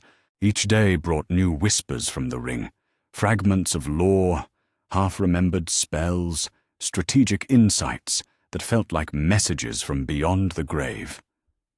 But for all its power, for all the knowledge it contained, the ring could not replace the wisdom and certainty that Gandalf had brought to every decision. "I am not ready for this," he confessed to Elrond on the evening before the council was to convene. They stood on a balcony overlooking the valley, watching the last light fade from the western sky. Gandalf was supposed to guide us, to know what choices to make when we reached Mordor. Without him, the burden falls to others, Elrond said. The ring you wear is not merely an ornament, Aragorn. It is one of the three, Narya the Red, Ring of Fire, wrought by Celebrimbor in the Elder Days. Through it, Mithrandir wielded power that shaped the course of ages. That power is yours now, if you have the courage to claim it. And if I fail, if I lead them all to destruction, then Middle-earth falls to darkness, and all our struggles will have been for nothing. Elrond's words were harsh, but his tone was gentle. But I do not think you will fail. There is more of your ancestors in you than you know, the blood of kings, but also the wisdom of those who served rather than ruled. The Council of Elrond convened at dawn on the 25th of October, in a pavilion overlooking Rivendell's gardens. Those who gathered there had come from across Middle-earth, elves and men, dwarves and hobbits, united by the threat that hung over all their peoples. But there was a pall over the proceedings that had not existed in any council called in living memory. Gandalf's empty chair sat at Elrond's right hand, a stark reminder of the wisdom they had lost. "We are met here to decide the fate of the ring," Elrond began, his voice carrying clearly in the morning air. "But first, we must acknowledge the shadow that hangs over us all. Mithrandir is dead, fallen at Weathertop in defense of the ring-bearer. His loss changes everything about the war we fight." Murmurs ran through the assembly as the full implications of that loss began to sink in. Some had hoped the reports were exaggerated, that the wizard had merely been wounded or captured, but looking at Aragorn's face, at the ring of fire that gleamed on his finger, they could no longer deny the truth. "How do we proceed without his guidance?" Boromir asked, his voice tight with suppressed emotion. "He was our bridge to the powers that aided us. The eagles, the ravens, even the very trees seemed to heed his call. Without him, we fight alone." "Not alone," came a voice that seemed to speak from the very air around them. The assembled company looked up in wonder as the space above the empty chair began to shimmer, and the faint outline of a figure appeared there, tall and graceful, with starlight in her hair. "Galadriel," Elrond breathed, rising from his seat in respect. "I speak to you through Vilya," the Lady of Lothlorien said, her voice carrying despite the vast distance between them. "As Narya bears the echo of Mithrandir's will, so Vilya allows my thought to reach across the leagues. The darkness has indeed grown deeper with our friend's passing, but it has not conquered all." "What would you have us do?" Legolas asked. "The quest must go forward. That much is clear. But who will guide it? Who has the strength to stand where Mithrandir stood?" Galadriel's gaze fell upon Aragorn, and he felt the weight of her attention like a physical presence. "The burden has passed to the heir of Isildur, as perhaps it was always meant to. Narya has chosen its new bearer, and through it, the wisdom of ages may yet guide the quest to its fulfillment." "I am not worthy," Aragorn began, but she cut him off. "Worthiness is not the question. Necessity is. The ring must be destroyed, and you are now the one best placed to see that task completed." Her image flickered, growing more translucent as the effort of speaking across such distance took its toll. "But you will not walk alone. Others must stand with you, must share the burden as Mithrandir would have wished." And so the fellowship was born, not from hope and high purpose, as Gandalf might have envisioned, but from desperate necessity and the weight of shared loss. 9 walkers to set against the 9 riders, bound together not by destiny, but by their determination to see Gandalf's sacrifice mean something. Aragorn accepted the leadership reluctantly, the weight of Narya on his finger a constant reminder of the price that had already been paid. Boromir pledged Gondor's strength to the cause, his grief transformed into a fierce resolve to see the war won. Legolas and Gimli set aside their people's ancient grievances, united in their desire for vengeance against those who had struck down their friend. And at the center of it all sat Frodo, pale but determined, the ring hanging around his neck like a millstone. He had seen what the quest would cost, had watched its first casualty burn away to nothing on a hilltop in the wild. But he also understood, with a clarity born of suffering, that the price of failure would be far higher. "I will take the ring," he said quietly, and the words fell into the silence like stones dropped into still water. "Though I do not know the way." "You will not walk alone," Aragorn promised, and felt Narya pulse with warm approval. Somewhere in the ring's depths, Gandalf's echo seemed to whisper its agreement. The Fellowship of the Ring was forged that day in sorrow and determination, bound together by loss and the knowledge that they carried the hopes of all the free peoples of Middle-earth. They had no guide save the fragments of wisdom locked in a ring of power, no certainty save their shared resolve to see the darkness defeated. But perhaps, in the end, that would be enough. The company that set out from Rivendell 2 months later bore little resemblance to the Fellowship of Hope that Gandalf might have gathered. This was a company tempered by grief, hardened by loss, and united in their determination to make their wizard sacrifice count for something. They were not the 9 walkers of legend. They were the Avengers of the Grey, and they would see this quest through to its bitter end, no matter the cost. Chapter 8. The Mines of Sorrow. The doors of Durin opened to ruby light instead of silver, and even that small change felt like a betrayal. Aragorn stood before the ancient entrance to Khazad-dûm, Narya blazing on his finger as he spoke the password that Gandalf should have spoken. The stone gates swung wide with a grinding that echoed across the dark waters of the Mirrormere, revealing the black throat of the dwarf road that led into the mountain's heart. But where the wizard's staff would have kindled clean white radiance, the ring of fire cast everything in shades of blood and shadow. "It's not right," Gimli muttered, hefting his axe as he peered into the darkness ahead. "The light's wrong. Moria should be lit by starlight and crystal fire, not this." "It will have to do," Aragorn said, though privately he agreed with the dwarf's assessment. Everything about their approach to the ancient kingdom felt cursed. The wrong season, the wrong guide, the wrong light to pierce the shadows. Even the melody of the guardian doors had sounded mournful when they'd finally opened, as if the mountains themselves grieved for what had been lost. Behind them, Boromir stood guard, while the hobbits gathered their courage for what lay ahead. Sam kept glancing back toward the path they had taken from Rivendell, as if hoping against hope that Gandalf might yet appear to take charge of their expedition. Frodo's hand rested on his sword hilt, but his eyes were distant, still haunted by the visions that came to him in sleep, memories of fire and death on a hilltop that seemed a lifetime ago.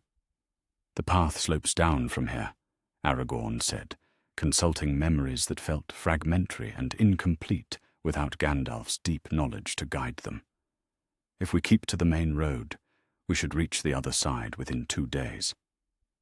If they didn't get lost, if they didn't encounter whatever had killed Balin's colony, if the darkness that dwelt in Moria's depths had not grown stronger in the years since the dwarves' last attempt at reclamation." They entered single file, Aragorn leading with Narya's flame held high, followed by the hobbits, then Boromir and Legolas, with Gimli bringing up the rear. The elf's keen eyes swept the shadows for any sign of movement, while the dwarfs' low muttering provided a running commentary on the architecture they passed, praise for the stonework, curses for its current state of decay. The first hour took them through corridors that had once been the pride of Durin's folk, great halls supported by pillars carved to resemble trees, their stone branches spreading across vaulted ceilings that disappeared into darkness above. But everywhere they looked, they saw signs of ruin. Fallen stones blocking side passages, old blood staining the floor, the glint of broken weapons in the shadows. Something fought here, Legolas observed, kneeling beside a shattered spear. Not recently, but not so long ago either. Perhaps 10 years, perhaps 20. Balin's expedition, Gimli said, his voice thick with emotion. They tried to reclaim the kingdom, to restore the glory of Khazad-dûm.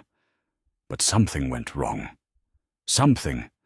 He trailed off, unable or unwilling to voice his fears. The deeper they went, the more oppressive the silence became. Not the peaceful quiet of an abandoned place, but the heavy stillness that comes after violence, after hope has been extinguished and left to rot in the dark. Naria's light pushed back the shadows, but it could not dispel the weight of sorrow that seemed to press down on them from all sides. It was Sam who first spotted the gleam of gold in the distance, a faint glimmer that caught Naria's light and threw it back in fractured rainbows. As they approached, the source became clear. A great chamber hewn from living rock, its walls inlaid with mithril that still held a ghost of its ancient radiance. And at the chamber's heart, beneath a shaft that led up toward distant stars, stood a tomb of white marble. Gimli's cry of anguish echoed through the chamber as he read the runes carved into the stone. Here lies Balin, son of Fundin, lord of Moria. He is dead, then. It is as I feared. The dwarf sank to his knees beside the tomb, and for a moment the only sound was his quiet weeping. Around the chamber, the fellowship stood in respectful silence, each lost in their own thoughts about loss and the price of hope deferred. Even Boromir, pragmatic and focused as he was, seemed moved by the sight of so much mourning concentrated in one place. It was Frodo who found the book, its leather binding cracked and stained, but still legible. The pages fell open to reveal entries written in different hands, chronicles of triumph, slowly giving way to desperation as the months passed and the situation in Moria grew worse. "Listen to this," he said, his voice barely above a whisper. "We have taken the chamber of Mazarbul and the Lord's tomb. Balin is now Lord of Moria. We have slain the orcs in the Great Hall and scattered them toward Silverlode." He turned the page, and his tone grew darker. "The pools are up to the wall at Westgate. The Watcher in the water took Oin. We cannot get out. Shadow and flame." "Shadow and flame," Gimli repeated, the words falling like stones in the silence. "There's more," Frodo continued, flipping to the last legible entry. "They are coming. We hear drums in the deep. They have taken the bridge. Balin is dead. We barricaded the doors. They have taken the second hall. We cannot get out. The end comes. Drums. Drums in the deep." The book ended there, its final pages too stained with what might have been blood to read. But the story it told was clear enough. Balin's colony had been overwhelmed, driven back step by step, until only death remained. "We should not linger here," Aragorn said, though he hated to disturb Gimli's vigil. "Whatever killed them may still dwell in these passages." But even as he spoke, he realized something was wrong with the account they had just heard. The final entries spoke of drums in the deep, of shadow and flame driving back the dwarves. In the old days that would have meant only one thing, that the Balrog of Morgoth had awakened from its long slumber to reclaim its domain. Yet the chamber where they stood bore no signs of fire, no scorch marks or melted stone that would speak of such an enemy's presence. "Something's not right," he murmured, holding Narya higher as he studied the walls around Balin's tomb. "If a Balrog drove them out, where are the signs of its passing?" It was Legolas who spotted the anomaly first, a section of wall that looked different from the rest, newer somehow, though it was clearly ancient. "This stonework doesn't match the rest," he said, running his fingers along what looked like carefully concealed joints, as if something was sealed away here, then broken through from within. Aragorn approached the wall, letting Narya's light play across its surface.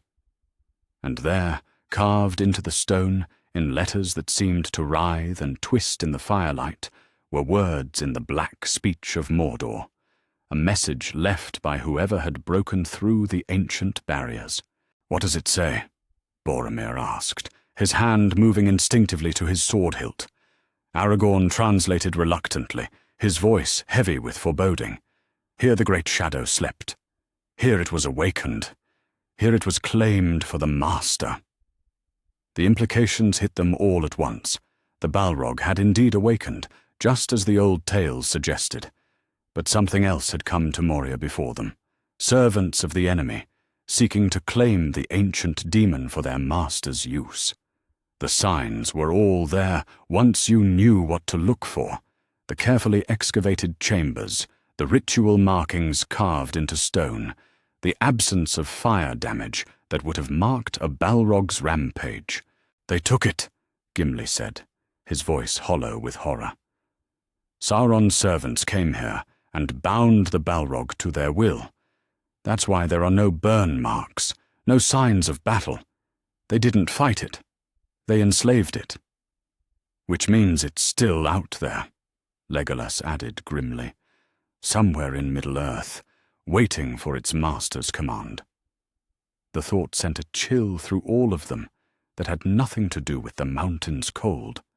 A free Balrog was dangerous enough, a creature of shadow and flame that could lay waste to armies. But a Balrog bound to Sauron's service, directed by his will and enhanced by his malice, was a weapon that could turn the tide of the war. "We have to keep moving," Aragorn said, though the discovery had shaken him more than he cared to admit. If Sauron's agents have been active in Moria, they may have left other surprises. They resumed their journey through the ancient kingdom, but now every shadow seemed to hide a threat. Every sound echoed with menace. The route Aragorn chose led them through passages he half remembered from old maps, following the main east-west road that had once carried trade between the Dwarven realm and the outside world.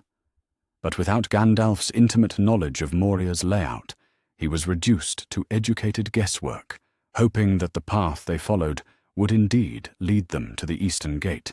The attack came without warning, just as they were crossing a vast hall whose ceiling disappeared into darkness above. The goblins and orcs dropped from the shadows like a plague of locusts, their harsh cries echoing through the chamber as they swarmed toward the small band of travelers. But this time, the Fellowship had a weapon their enemies didn't expect. Narya blazed to life in Aragorn's hand, not with the controlled light he had maintained for navigation, but with the full fury of its elemental fire. The flame roared outward in a wave of destruction that caught the front ranks of attackers and reduced them to ash before they could even cry out. Behind the fire came steel, Boromir's sword singing as it carved through orcish armor, Legolas's arrows finding their marks with deadly precision, Gimli's axe cleaving through necks and limbs with the fury of a dwarf whose ancestral home had been defiled. The battle was over in minutes, the surviving orcs fleeing back to whatever holes they had emerged from, rather than face the terror of Narya's flame. In the aftermath, as they tended their minor wounds and gathered their scattered gear, the Fellowship found themselves looking at their ranger with new eyes. "You're getting stronger with it," Boromir observed, nodding toward the ring that still glowed with residual fire. more confident. Or more desperate, Aragorn replied. I can feel Gandalf's knowledge growing clearer, his memories becoming my own. But I don't know if that's wisdom or just the ring adapting to my mind. Whatever the answer, it served them well in the trials that followed.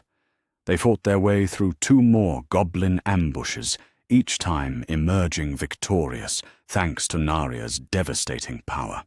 But with each victory, Aragorn found himself relying more heavily on the ring's fire, letting its whispered guidance lead him down paths that Gandalf's memory suggested were safe.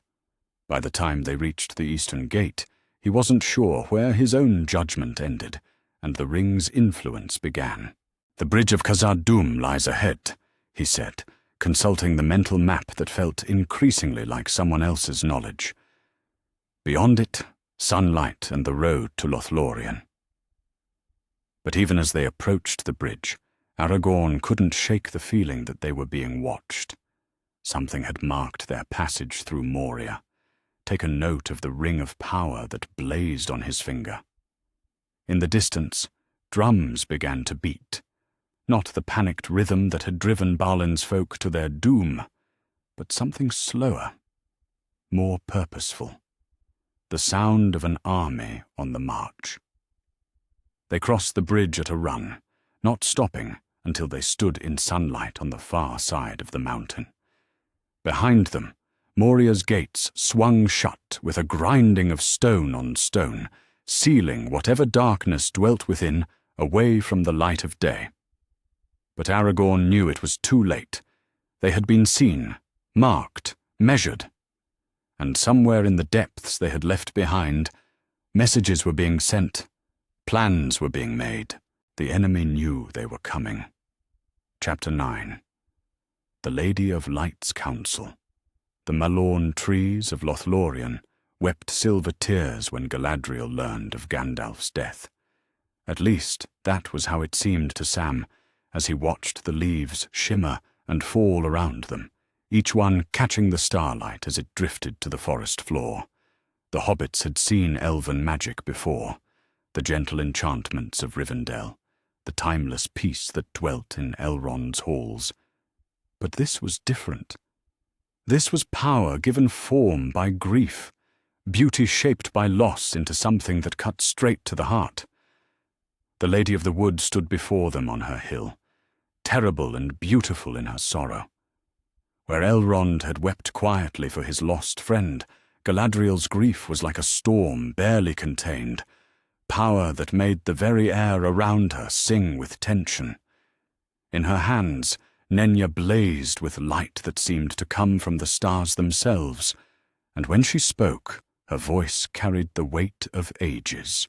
So passes Gandalf the Grey, she said, and the words fell into the silence, like stones cast into still water. Mithrandir, my friend, my ally in the long watch against the dark.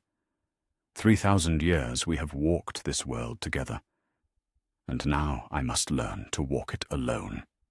Aragorn stepped forward, Narya pulsing with sympathetic fire on his finger. Since leaving Moria, the ring had grown more responsive to his will, its whispered guidance clearer with each passing day.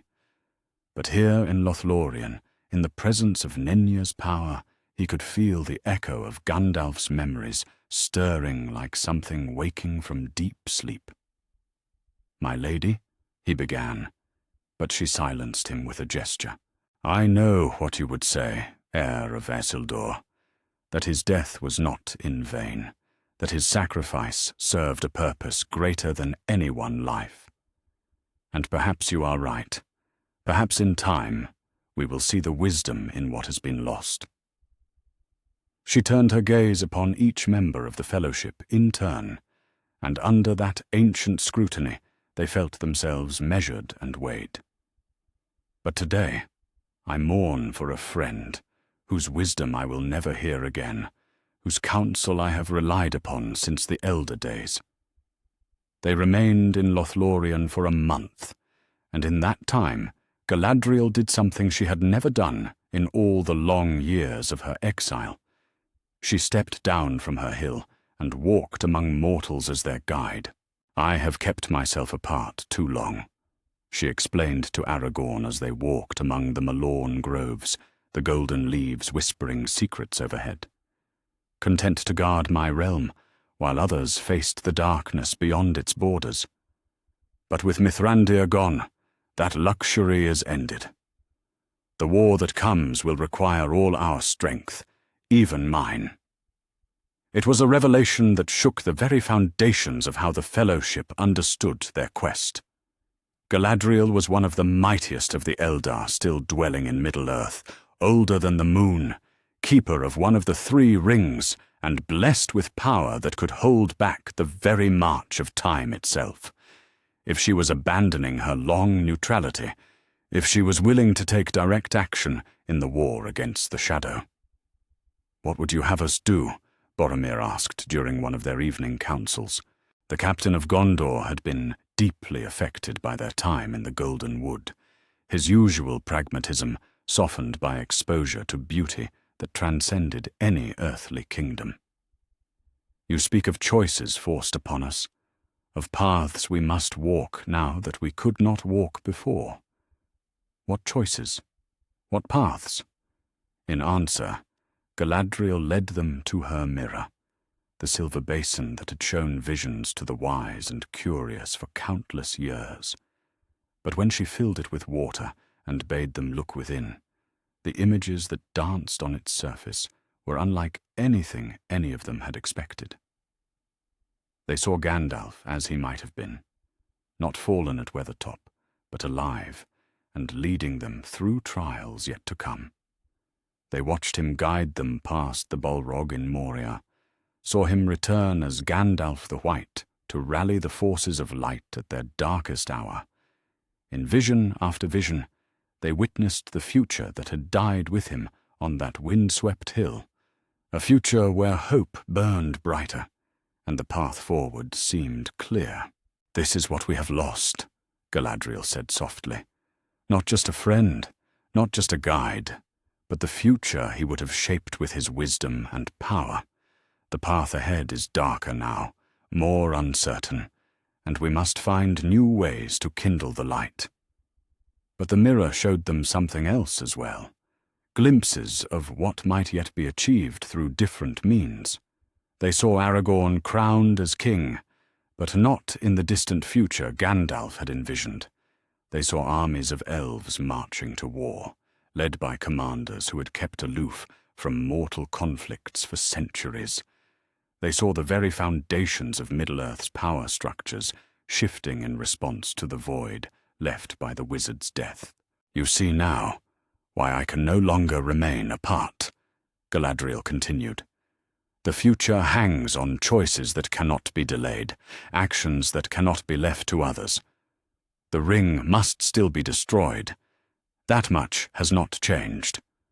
But the path to its destruction must be different now." Over the following weeks, she began Aragorn's true education in the use of Narya's power, where Gandalf's teaching had been subtle, patient, allowing wisdom to grow naturally over time. Galadriel's instruction was urgent and direct. She had neither the luxury of centuries nor the assurance of multiple chances to see her student succeed. "The ring remembers everything," she told him as they practiced in a grove set apart from the main settlement, where errant flames would not endanger the precious Malons. "Every spell Mithrandir ever cast, every word of power he ever spoke, every subtle working he used to bend the world to his will. But memory is not understanding, and knowledge is not wisdom. You must make his power your own, not merely echo his deeds." Under her guidance, Aragorn learned to shape Narya's fire with precision rather than mere force. He discovered how to kindle hope in desperate hearts, how to kindle flames that would burn in places where no natural fire could survive, how to speak words that would rally courage even in the face of overwhelming despair. Most importantly, he learned to trust the ring's guidance without becoming dependent upon it, to use Gandalf's knowledge without losing himself in the wizard's memories. It was during these sessions that Galadriel made her most significant contribution to their quest. Drawing upon powers she had held in reserve for millennia, calling upon knowledge preserved from the elder days, she helped him reforge the broken sword that had been his inheritance. Andúril was reborn in the Golden Wood, its steel quenched in the waters of Nimrodel and tempered by Naria's flame. But this was not merely the restoration of an ancient blade. It was the creation of something new, a fusion of kingly heritage and ring-given power that had never existed before. When Aragorn lifted it from Galadriel's forge, the sword blazed with its own inner light, and all who looked upon it knew they beheld a weapon fit for the battles to come. With this blade and that ring, you bear more power than any man since Isildur himself, Galadriel warned him. Use it wisely, for the choices you make will echo through all the ages of the world. Legolas and Gimli, too, received gifts that went beyond the traditional tokens offered to honored guests. The elf was granted arrows blessed by starlight, their points able to pierce even the enchanted armor of the enemy's champions. The dwarf received a new axe, its blade engraved with runes that would make it deadly to creatures of shadow and flame. Each gift was chosen not for ceremony, but for the specific trials that lay ahead. But perhaps the most significant change was in Frodo himself.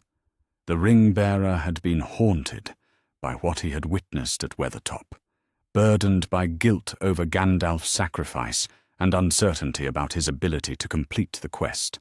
Under Galadriel's gentle care, that burden began to transform into something stronger, not happiness, for that was beyond reach now, but a kind of grim determination that no force in Middle-earth could break.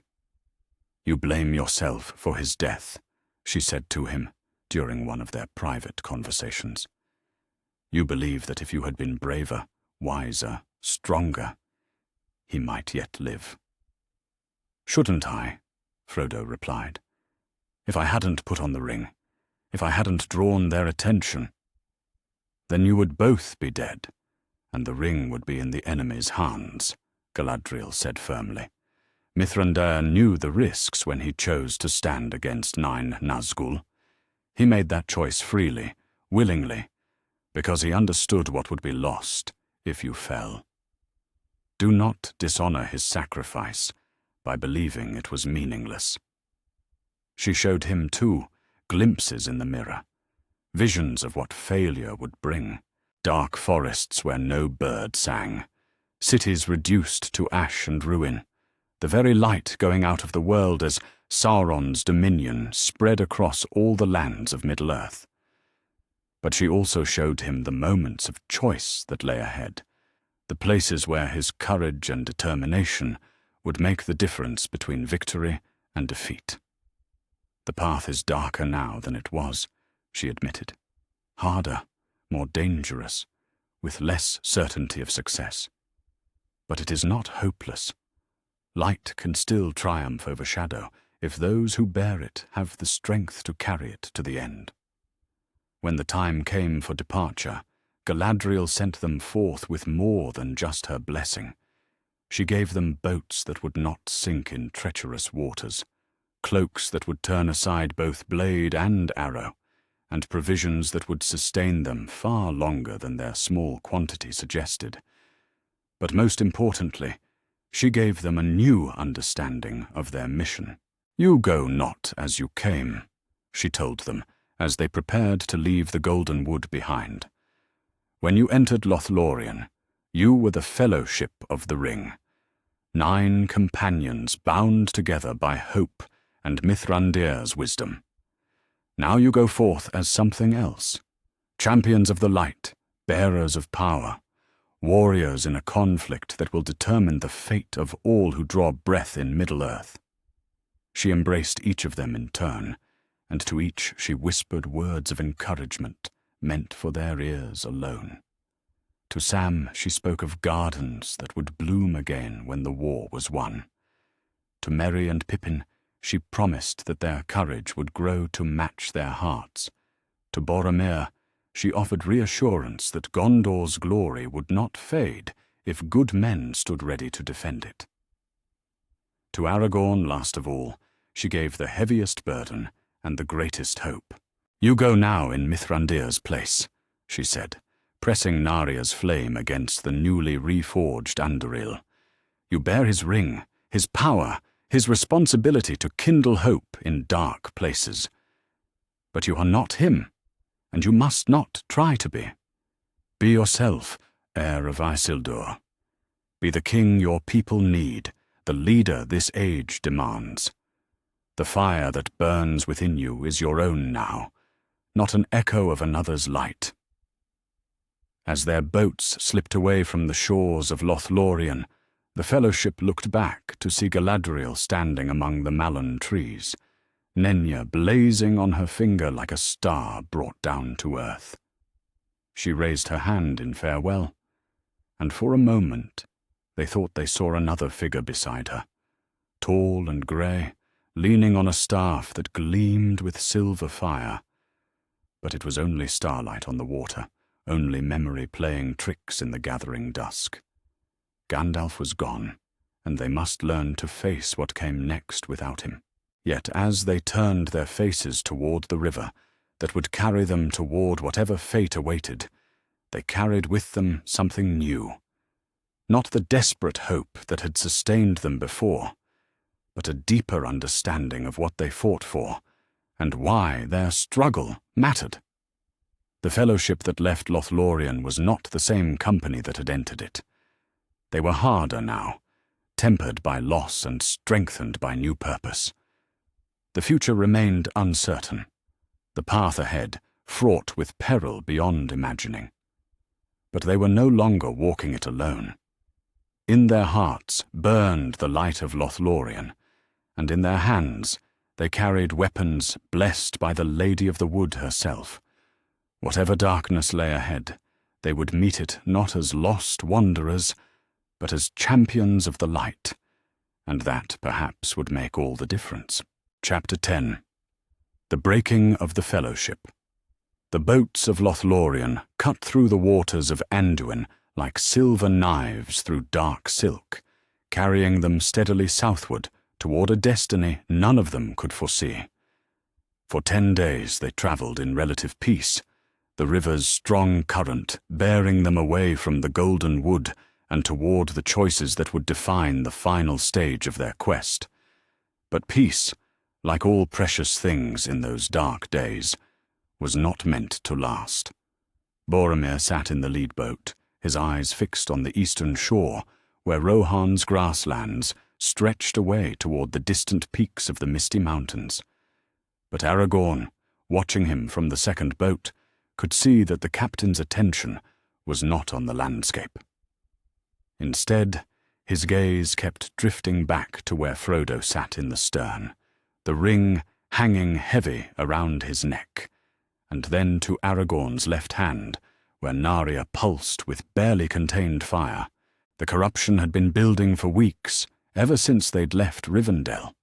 Gandalf's death had shaken them all, but none more so than Boromir, who had counted on the wizard's wisdom to guide Gondor through its darkest hour. Without that steady presence, without the assurance that wiser minds were shaping strategy, the captain had begun to look elsewhere for salvation, and his eyes had fallen upon the 2 rings of power that travelled with their company. "We should stop soon," Legolas called from the third boat, his keen eyes scanning the western bank. "There are good landing places ahead, and the hobbits need rest." But as they guided their boats toward shore, Aragorn noticed how Boromir positioned himself, always close to Frodo, always watching, always calculating. The man's noble features had taken on a haunted quality over the past days, as if he were wrestling with thoughts too terrible to voice aloud. That night, as they made camp in a grove of beech trees overlooking the river, the tension finally broke. "We cannot continue as we are," Boromir said suddenly. his voice cutting through the quiet conversation around their campfire. Every day we travel south, we move farther from hope and closer to certain doom. There must be another way. The ring must be destroyed, Frodo said quietly, though his voice carried less certainty than his words. That much hasn't changed, whatever else has been lost. Must it? Boromir stood and began pacing around the fire, his hand resting on his sword hilt. Or is that merely what we've been told to believe? Think, all of you. What if there were another path? What if we could turn the enemy's own weapon against him? Boromir, Aragorn began, recognizing the dangerous direction of the captain's thoughts. No, hear me out. Boromir's eyes blazed with desperate conviction. Gondor stands on the brink of destruction. Every day, more orcs mass at our borders. Every night, the Nazgûl ride the winds above Osgiliath. We need power to match the enemy's strength. And we have it. 2 rings of power travel with us, both wielded by those who lack the knowledge to use them properly. He turned to face Aragorn directly, and in his gaze was a mixture of pleading and demand that made the ranger's hand drift instinctively toward Andúril. You've had Narya for months now, and what have you accomplished? A few tricks with fire, some minor victories against orcs and goblins. But I've seen what ring lore can do. I've read the accounts from the elder days, when the elven smiths used their rings to hold back time itself and preserve beauty against decay. Imagine what Narya could accomplish in the hands of someone who understood strategy, who knew how to marshal forces for war. The rings corrupt those who use them, Gimli said flatly. Even the 3. Do they? Boromir's laugh was sharp and bitter. Look at Elrond, at Galadriel. They've borne rings for thousands of years, and they seem to me more noble, not less. The corruption comes from the one ring, from Sauron's malice woven into its making. But the others, he gestured toward where Frodo sat, the ring's chain visible at his throat. Even that one could be cleansed, purified, turned to purposes its maker never intended. The silence that followed was deafening. Around the fire, the fellowship stared at Boromir with expressions ranging from shock to outright horror. Even Merry and Pippin, who had not fully understood the theological complexities of ring lore, sensed that something fundamental had just shifted in their company. You speak madness, Legolas said quietly. The ring cannot be turned to good purpose. It is evil in its very essence, a trap laid by the enemy for exactly such thoughts as these. Is it madness to want to save my people?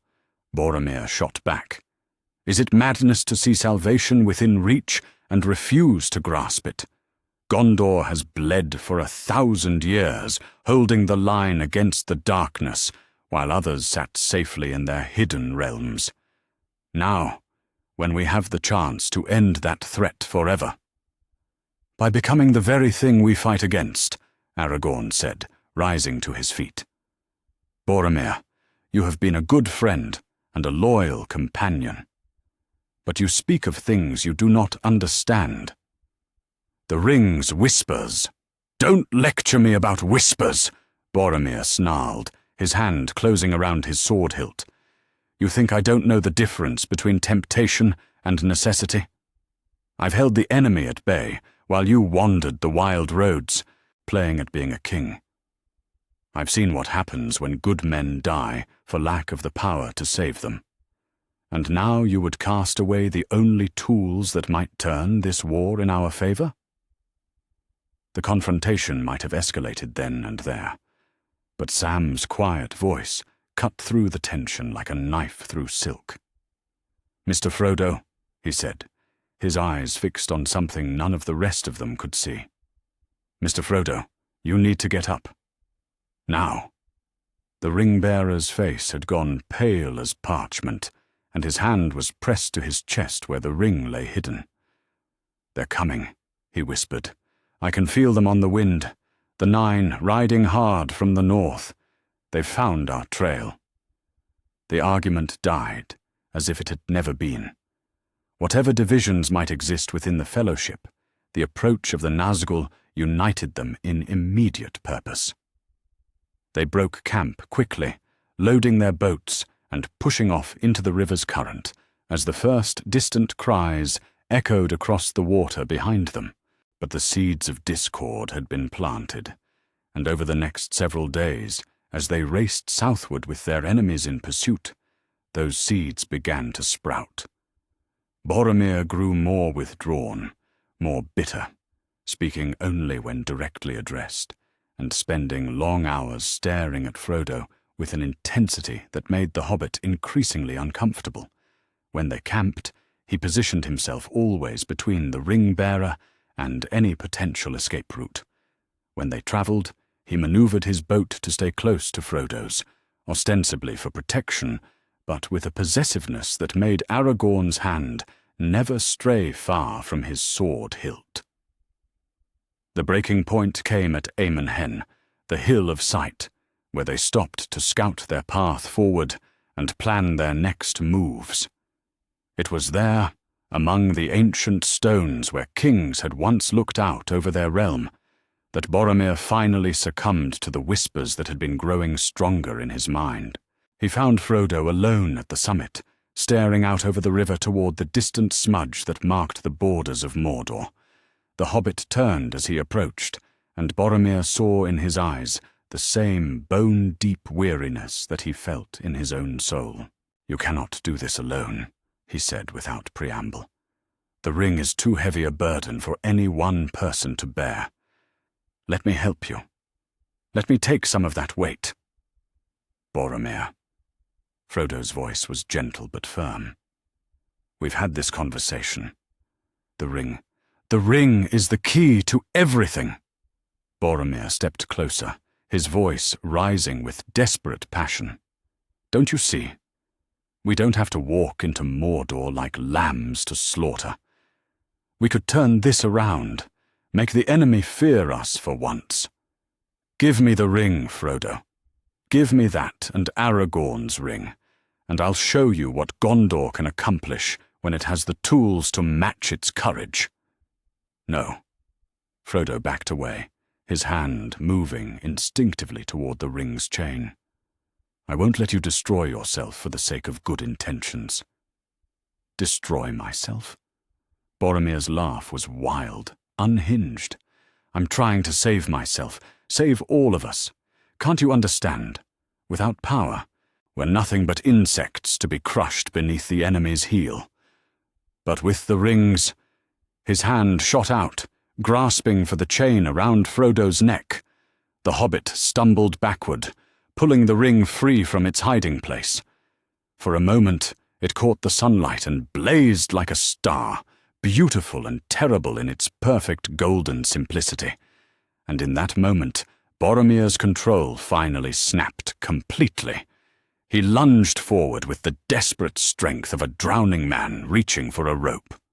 Frodo cried out, clutching the ring to his chest as he tried to evade the captain's grasping hands. The two of them grappled on the ancient stones, Boromir's superior strength slowly winning out against Frodo's desperate resistance. That was when Aragorn arrived, drawn by the sound of conflict. He took in the scene at a glance. Frodo pinned beneath Boromir's weight, the ring gleaming between them like a prize in some cosmic wrestling match, and made a choice that would haunt him for the rest of his days. Instead of drawing Onduril, instead of using Naria's flame to drive Boromir back, he spoke a single word in the ancient tongue of Númenor, a word of command that carried all the authority of his royal bloodline. Enough. The power behind that word struck Boromir like a physical blow, sending him staggering backward with his hands pressed to his temples. For a moment, his eyes cleared, and Aragorn saw in them the horrified recognition of what he had become. "Frodo," he gasped, Forgive me, What have I done?" But it was too late for forgiveness. Frodo had already slipped the ring onto his finger, vanishing from sight with the desperation of prey escaping a predator. The last thing they heard was the sound of his footsteps running toward the forest, fading quickly into the distance. "What have you done?" Aragorn demanded, his hand finally moving to Anduril's hilt. "Boromir, what have you done?" Before the captain could answer, the horn of Gondor rang out across the hilltop. Not the triumphant call to battle they had heard before, but the desperate plea for aid that meant the enemy was already at the gates. From the forest below came the harsh cries of orcs, and the clash of weapons, as Merry and Pippin found themselves surrounded by Saruman's hunting parties. Aragorn faced a choice that would have broken a lesser man: pursue the ring-bearer, who was even now fleeing toward Mordor alone, or race to save the hobbits who were fighting for their lives below. For a heartbeat that felt like an eternity, he stood frozen between two equally impossible options. Then he heard Boromir's voice, weak but determined. "Go after him. I'll hold them here." The captain was already moving down the hill, his sword singing as it cleared its sheath. Whatever madness had taken him, whatever corruption had wormed its way into his thoughts, it burned away now in the face of immediate need. He was no longer the desperate man who had grasped for power. He was once again the captain of Gondor, protector of the innocent, ready to give his life for those in his care. Aragorn hesitated for another crucial moment, then made his choice. Instead of pursuing Frodo, he followed Boromir down the hill toward the sounds of battle. Whatever the ring-bearer's fate might be, he would not abandon the hobbits to die alone. He found Boromir surrounded by Uruk-hai, his sword red with their blood, but his body pierced by arrows that should have felled him already.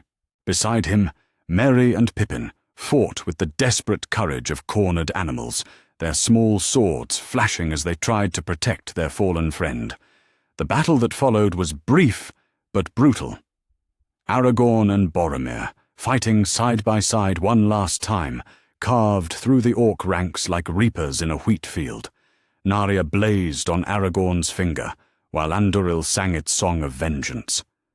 But there were too many enemies, and Boromir's wounds were too severe. As the last of the Uruk-hai fell, the captain sank to his knees, his life's blood pooling on the forest floor. "Aragorn," he whispered, his voice barely audible above the wind in the trees. "I tried to take it from him. The ring, I would have taken it by force." "I know." Aragorn knelt beside him, placing a hand on his shoulder. "But you came back to yourself in the end. You died as you lived, protecting those who needed protection. The hobbits." Boromir's eyes found Merry and Pippin, both weeping openly as they knelt beside him. "I would have let them die for the sake of power. How can that be forgiven?" "By this," Merry said fiercely, "by fighting for us when it mattered, by choosing what was right in the end." Boromir's smile was peaceful as the light faded from his eyes. "Tell my father. Tell him his son was not a complete failure." They laid him to rest as the sun set behind the western hills, placing his sword and shield beside him in one of the boats from Lothlorien.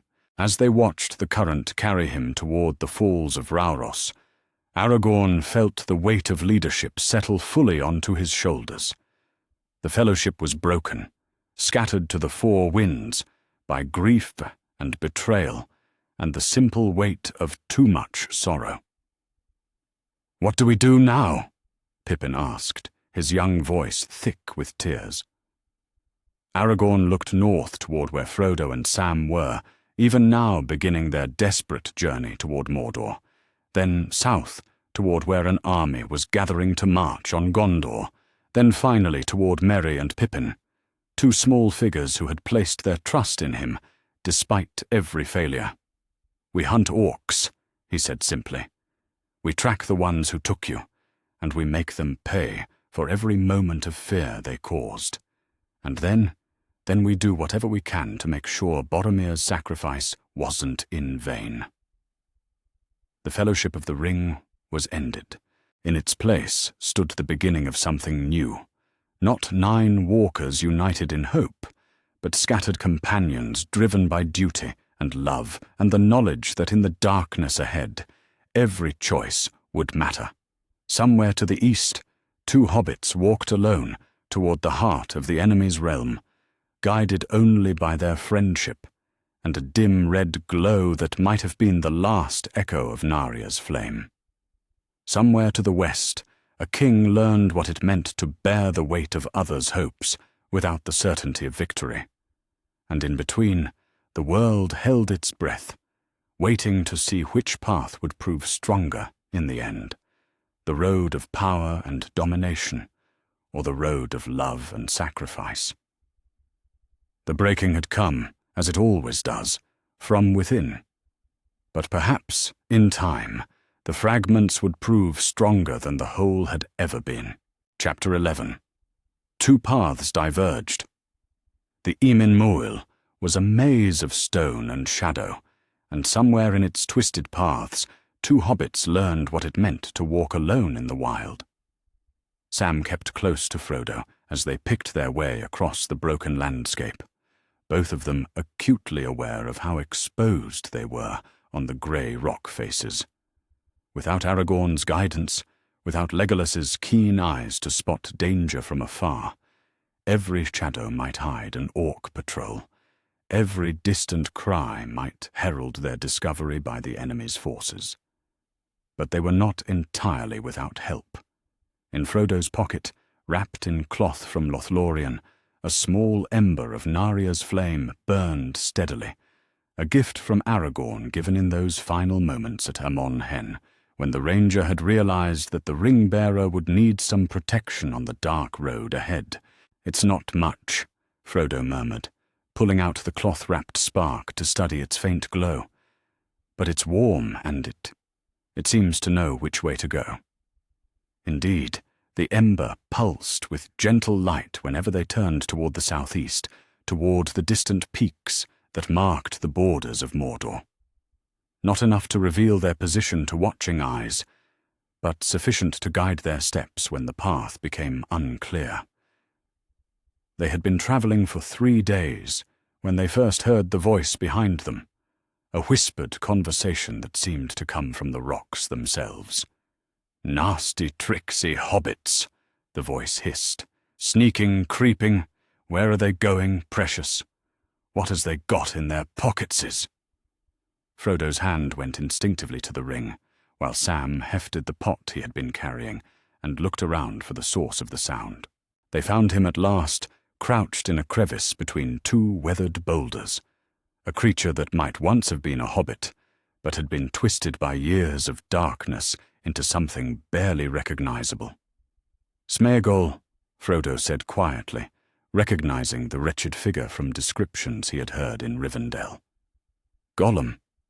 The creature's eyes fixed on Frodo with a mixture of hunger and longing that made Sam's skin crawl.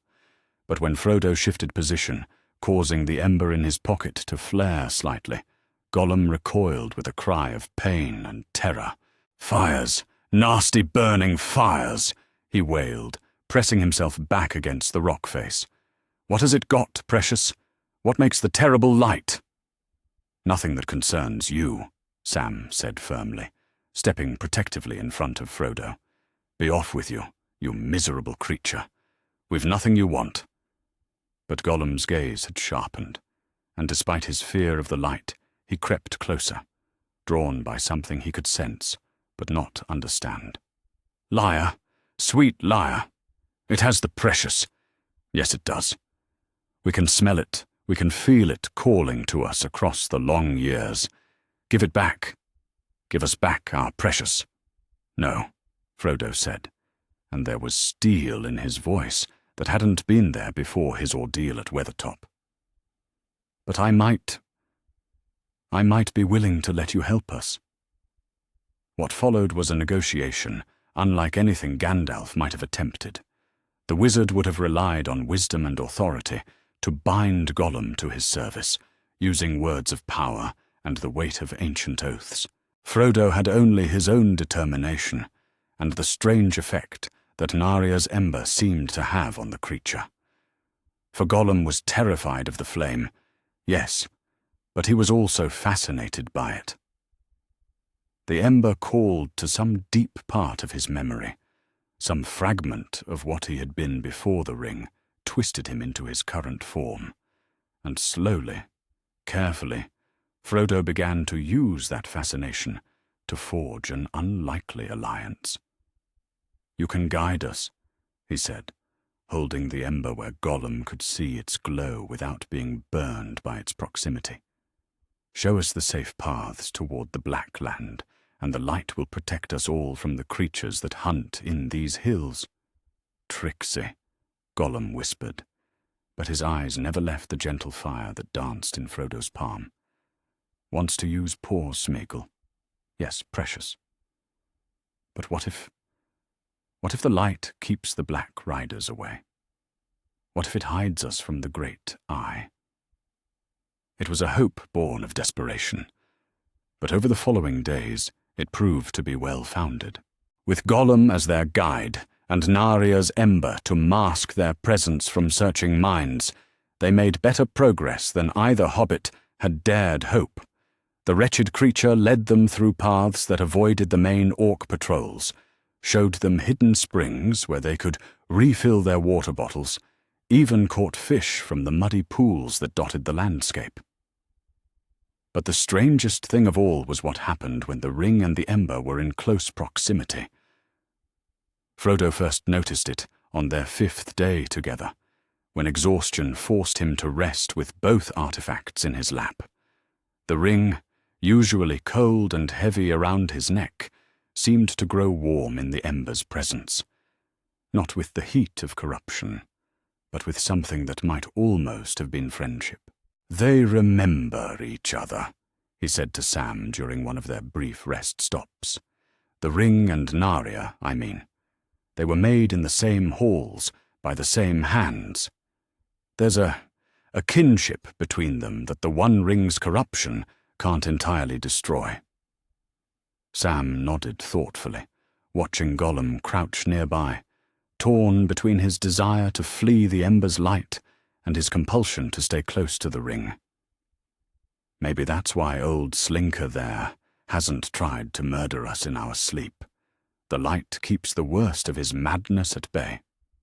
Meanwhile, far to the north, 3 hunters followed a trail that grew colder with each passing hour. Aragorn led Legolas and Gimli across the plains of Rohan at a pace that would have exhausted lesser men, driven by desperation and the faint connection he still felt to the ember he had given Frodo. Naria pulsed on his finger like a heartbeat, and sometimes, when the wind was right and his mind was clear, he could sense its distant echo calling from somewhere to the southeast. "They live," he said to his companions during their brief rest stops. "I can feel the ember's warmth, faint but steady. Whatever dangers they've faced, they've survived them so far." It was on their 3rd day of pursuit that they encountered the Eord, led by Éomer, nephew of King Theoden. The young marshal of the Mark was returning from a successful raid against orc wolves when his scouts spotted the 3 hunters approaching across the grasslands. "Halt!" Éomer called, spurring his horse forward with a company of his best riders. "State your names and business in Rohan. These are troubled times, and strangers are not welcome in our land." Aragorn stepped forward, Andoril naked in his hand, but held low in a gesture of peace rather than threat. "I am Aragorn, son of Arathorn. These are Legolas of the Woodland Realm and Gimli of the Lonely Mountain. We pursue Uruk-hai, who carried off our companions." Éomer's eyes widened as he took in the details of their appearance, the elvish cloaks, the quality of their weapons, and most particularly the ring of fire that blazed on Aragorn's finger. "That is Narya," he breathed. "The red ring of Mithlond. How comes a ranger to bear one of the three?" "It was given to me by Gandalf the Grey before his death at Weathertop," Aragorn replied. "He fell defending the ring-bearer from the Nine, and his burden passed to me." The news of Gandalf's death struck the Rohirrim like a physical blow. Several of them made signs against evil, while Éomer himself seemed to age years in the space of a heartbeat.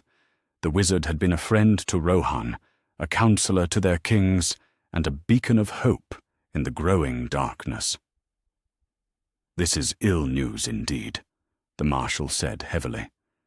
"If Mithrandir is dead, then darker days are coming than any of us imagined. Tell me of your hunt. What Uruk-hai do you seek? And where do you believe they have taken your friends?" The conversation that followed was unlike the meeting that might have occurred if Gandalf had been present to vouch for them. Without the wizard's authority, Aragorn was forced to rely on his own powers of persuasion and the evidence of his royal bearing. Narya helped, its flame seeming to kindle trust in the hearts of those who looked upon it. But it was a poor substitute for the deep respect the Rohirrim had felt for their fallen friend. "The Uruks you seek were slain yestereve," Éomer said at last. "We rode them down near the edge of Fangorn forest and left none alive. But I saw no hobbits among the dead. Either they escaped into the woods, or—" He shrugged, unwilling to voice the darker possibilities. "Then we must search Fangorn," Gimli said grimly. "Forest or no forest, they're our responsibility." Éomer's laugh was bitter. "Search Fangorn? You might as well search the depths of Khazad-dûm or the halls of the Nazgûl. That forest has been forbidden to the Rohirrim since our people first came to this land. Strange lights have been seen among the trees, voices heard speaking in tongues that predate the memory of men. If your friends entered there, they are beyond your help." But Aragorn was not so easily deterred. With Narya's guidance whispering in his mind, not Gandalf's voice, but the ring's own ancient wisdom, he led his companions toward the dark eaves of Fangorn, following tracks that only a ranger trained by the Dunedain could have spotted. They found signs of struggle at the forest's edge, evidence of a running battle between Uruk-hai and something else, something that left footprints too large to belong to any creature of the world they knew. The trail led deep into the woods, toward a heart of green darkness that seemed to watch them with ancient, patient eyes. "Merry! Pippin!" Aragorn called, his voice echoing strangely among the twisted trees. "If you can hear me, make some sign." The answer came not from the hobbits, but from the forest itself, a deep, rumbling voice that seemed to rise from the very roots of the earth. "Whom, hom, strangers in the woods, strangers calling names in the old tongue." A figure emerged from among the trees, 15 feet tall, bark-skinned, with eyes that held the wisdom of centuries. "I am Treebeard, eldest of the Ents. What brings hasty folk to Fangorn in such troubled times?" The conversation that followed was far different from the one Gandalf might have had with the Ent Lord, where the wizard would have spoken of philosophy and the long music of growing things. Aragorn was forced to be direct, practical, focused on immediate concerns rather than eternal truths. "We seek 2 hobbits," he said, showing Treebeard the small signs he had found. "Young ones, barely more than children, taken by Saruman's Uruk-hai." "Ah." Treebeard's voice grew sad, and for a moment his ancient eyes seemed to look upon scenes that existed only in memory. "Little ones. Yes, I have seen them. They are safe now, resting in my care while they recover from their ordeal. But tell me, hasty ranger, where is the Grey Wanderer? It has been long since Gandalf walked my woods, and there are words I would speak with him." The silence that followed was heavy with grief. When Aragorn finally spoke, his voice carried the weight of all the sorrow that had accumulated since Weathertop. "Gandalf is dead," he said simply, "fallen at Weathertop in defense of the ring-bearer. His staff will kindle no more lights in dark places, and his counsel will guide no more wanderers home." Treebeard's reaction was unlike anything they had expected. The ancient Ent threw back his head and let out a cry of anguish that seemed to shake the very foundations of the forest. Birds exploded from the canopy in terror, and in the distance other voices took up the lament, deep, sorrowful notes that spoke of loss too great for words. "Gandalf," Treebeard said at last, his voice breaking on the name. "Old friend, old ally in the watch against the darkness. How many times did he walk these paths, speaking of the need for patience, for careful thought, for measured response to the evils of the world. And now he is gone, and his wisdom with him." The Ent Lord stood silent for a long moment, and when he spoke again, his voice carried a terrible resolve. "Whom? This changes much, Ranger. Much indeed. I had thought to call an Entmoot, to debate long and carefully whether the Ents should involve themselves in the wars of the hasty folk. But Gandalf's death, this is not a matter for debate. This is a matter for action." Over the next few days, as Merry and Pippin recovered from their ordeal and told their tales of capture and escape, the mood in Fangorn shifted from the ancient patience that had characterized it for millennia to something harder, more urgent. Word of Gandalf's death spread through the forest like wildfire, and with it came a wrath that made the very trees tremble. The Entmoot, when it finally convened, lasted barely 2 days instead of the weeks such gatherings usually required, and its conclusion was never in doubt. Saruman had destroyed too much, killed too many of the forest's children, and now his crimes included complicity in the death of the Ent's oldest friend. "We go to war," Treebeard announced, his voice carrying to every corner of Fangorn. Not from careful consideration, but from rage. Not from patient debate, but from the need to see justice done. Isengard has stood too long as a blight upon the world. Tonight, we march to cleanse it. As Aragorn and his companions prepared to leave the forest, taking word of the hobbit's safety to whatever allies they could find, they heard behind them the sound of the Ents rousing to war. It was unlike anything in the history of Middle-earth, not the slow, measured response of beings who had outlived empires, but the swift, terrible vengeance of creatures pushed beyond endurance. The sound followed them long after they left the forest behind, a drumbeat of growing trees and marching roots that promised destruction for all who stood in their path. Somewhere ahead lay Edoras, and whatever help King Theoden might provide. Somewhere to the southeast, 2 hobbits continued their desperate journey toward the heart of darkness, guided by nothing but friendship and a spark of dying flame. And behind them all, the ancient powers of Middle-earth stirred from their long slumber, roused to action by the death of the one person who had always counseled patience above wrath. The war for the fate of the world was beginning, and this time it would be fought with weapons forged not from wisdom, but from love and loss, and the terrible determination of those who had lost too much to surrender now. 2 paths had diverged in the wild, and both led toward destinies that no prophecy had foreseen. Chapter 12. The Light of Hope Rekindled. The battle for Helm's Deep began at sunset, and by midnight it had become something no one could have predicted. Aragorn stood atop the deeping wall, Anduril blazing in his right hand, while Narya cast its red fire across the sea of Uruk-hai that surged against the ancient fortress. Below him, the defenders of Rohan fought with the desperate courage of men who knew they were outnumbered 10-1. But this time, they were not alone in the darkness. Where Gandalf might have arrived with the Rohirrim at dawn to save the day through martial prowess, this battle was won by something else entirely.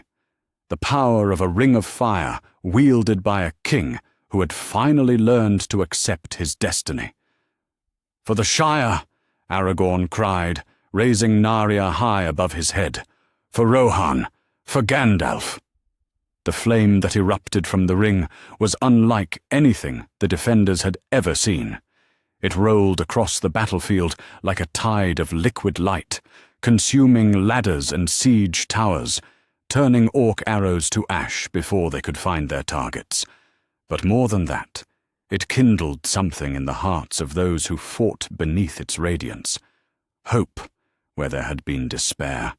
Courage, where there had been fear. The absolute certainty that this fight could be won.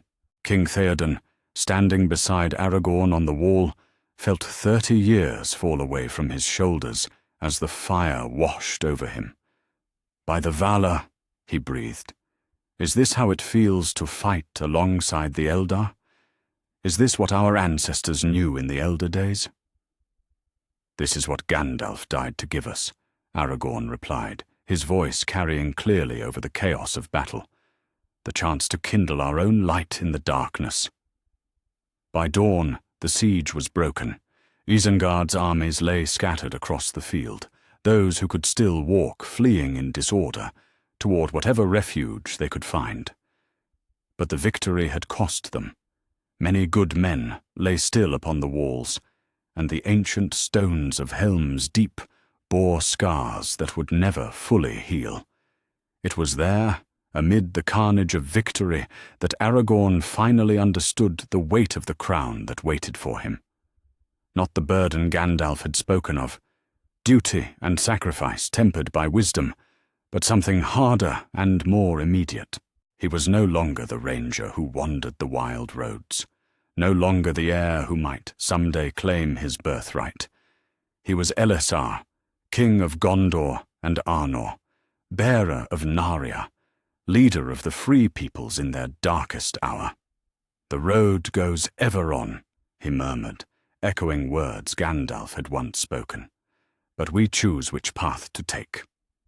Meanwhile, far to the east, 2 hobbits stumbled through the ash wastes of Mordor, guided by nothing but friendship and the last flickering ember of Narya's flame.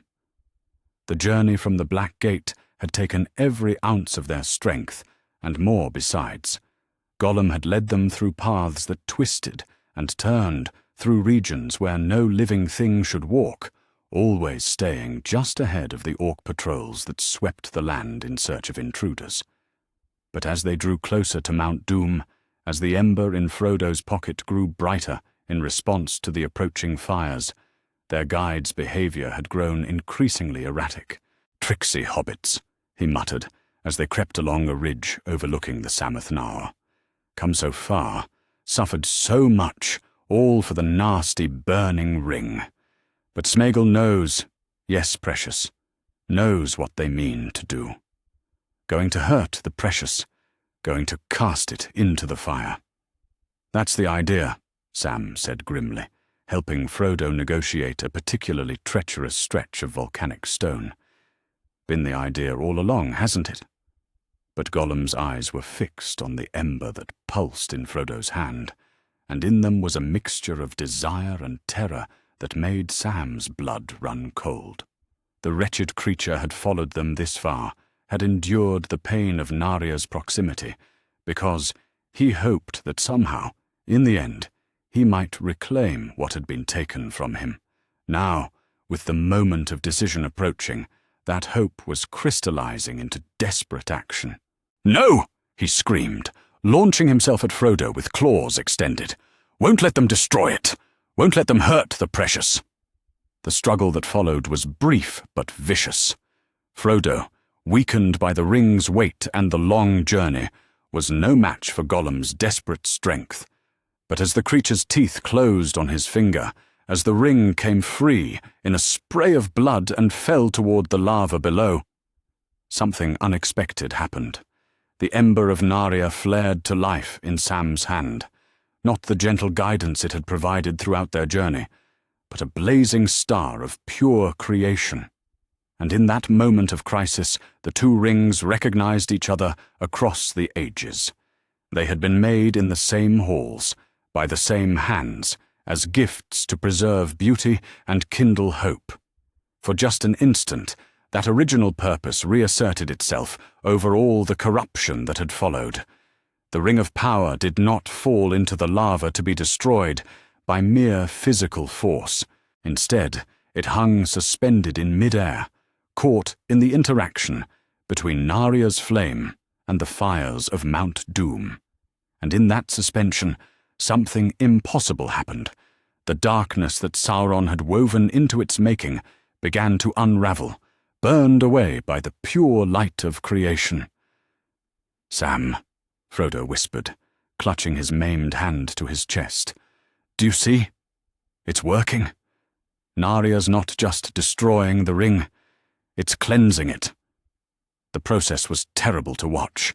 For what felt like hours but could only have been minutes, the ring hung in the chamber's heart, while two fundamental forces warred within its golden substance. Sauron's malice, woven deep into the metal during its forging, fought against Narya's flame like a living thing. Dark fire wrestled with light, corruption battled purity, and all around them, the mountain shook as if the earth itself were trying to cast off some intolerable burden. Then, suddenly, it was over. The ring fell, not into lava, but onto the stone floor of the chamber, and the metal that struck the ground was clean gold, unmarked by any shadow. For a moment that stretched like eternity, Sauron's will pressed against the mountain, seeking to understand what had happened to his greatest creation. Then came a cry that split the sky itself, not the roar of frustrated rage they had expected, but something deeper, more fundamental, the sound of a god discovering that the weapon on which he had based his entire strategy had been transformed into its opposite. In Barad-dûr, the Dark Tower swayed and fell. Across Mordor, orc armies collapsed as the will that bound them dissolved into confusion and terror. The eye that had watched from the heights of the tower went out like a snuffed candle, and with it went the power that had held the Black Land in its iron grip. But something else happened too, something that no prophecy had foreseen. As Sauron's malice was burned away from the ring, as his dominion over the Black Land ended, the very nature of Mordor began to change. The ash wastes that had been poisoned by his presence for thousands of years started to green. Springs that had been dry since the Second Age bubbled to life among the rocks. Seeds that had lain dormant in the soil since before the shadow fell began to sprout and grow. "Look," Sam breathed, pointing through the chamber's opening toward the plains below. "It's like the whole land's waking up." They stayed long enough to watch the first grass push through the ash, to see the first flowers bloom in soil that had known only darkness. Then, carefully, reverently, Frodo picked up the cleansed ring and slipped it into his pocket beside the ember that had made its transformation possible. "What happens now?" Sam asked, as they began the long journey home. "Now," Frodo said, "we see what the world looks like when it's not afraid." The coronation of King Elessar took place on the 1st of May, but it was unlike any crowning ceremony in the history of Middle-earth. For one thing, it was held not in the secluded halls of Minas Tirith, but in the open air, on the Pelennor fields where so many had died in defense of hope. For another, it was presided over not by a single authority, but by representatives of every free people, Elrond and Galadriel, standing beside the throne in open acknowledgement that the age of hidden guardianship was ending. Aragorn knelt before the assembled multitude, wearing both his traditional symbols, Anduril at his side, the Elisar upon his breast, and his new inheritance. Narya blazed on his finger like a star brought down to earth, its fire visible to every eye in the great gathering. No longer was it a secret power, hidden from the sight of mortals. It was a symbol of the new age dawning, when the wise would no longer work from shadows, but stand openly beside those they served. "Behold," Elrond's voice carried across the field, "Elisar, king of Gondor and Arnor, bearer of the flame, heir to the wisdom of the elder days. In him, the lines of kings and the power of the Eldar are united. Through him, the light that Mithrandir died to kindle shall burn bright in all the years to come."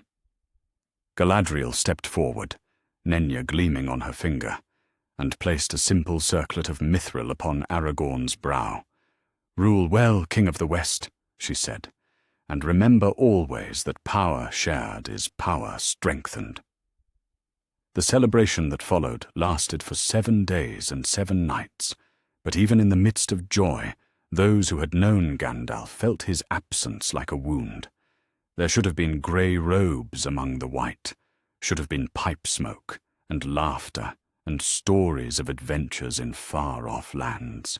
Instead, there was only memory, and the knowledge that everything they had achieved had been built upon the foundation of his sacrifice. On the final night of the festival, as the great bonfires burned low and the last songs were sung, Frodo stood alone on the walls of Minas Tirith, looking out over the city that sparkled below like a constellation fallen to earth. In his pocket, the cleansed ring caught the moonlight, warm and golden and free at last from the shadow that had bound it. "Was this what you saw?" he asked the night air, speaking to a friend who could no longer answer. "When you chose to face the Nine alone? Was this the future you were buying with your life?" The wind that answered carried no words, but somehow it felt like approval. 5 years later, when the time came for the ring-bearers to depart Middle-earth for the undying lands, the farewell at the Grey Havens was different than it might have been. Frodo bore 2 rings now, the one, cleansed and transformed, and the ember of Narya that had made that transformation possible. Both would go with him across the sea, to lands where their power could be studied and their purpose finally fulfilled. But more importantly, the world they left behind was transformed as well. Mordor had become a garden, not the desolate beauty of Lothlorien, but something wilder, more immediate. A place where former enemies worked side by side to build something new from the ashes of the old. The Shire had expanded beyond its traditional borders, with hobbit holes dotting the hillsides of Eriador like flowers after rain. Gondor and Rohan had grown closer than they had been since the days of the first kings, bound together by shared sacrifice and the memory of friends who had paid the ultimate price.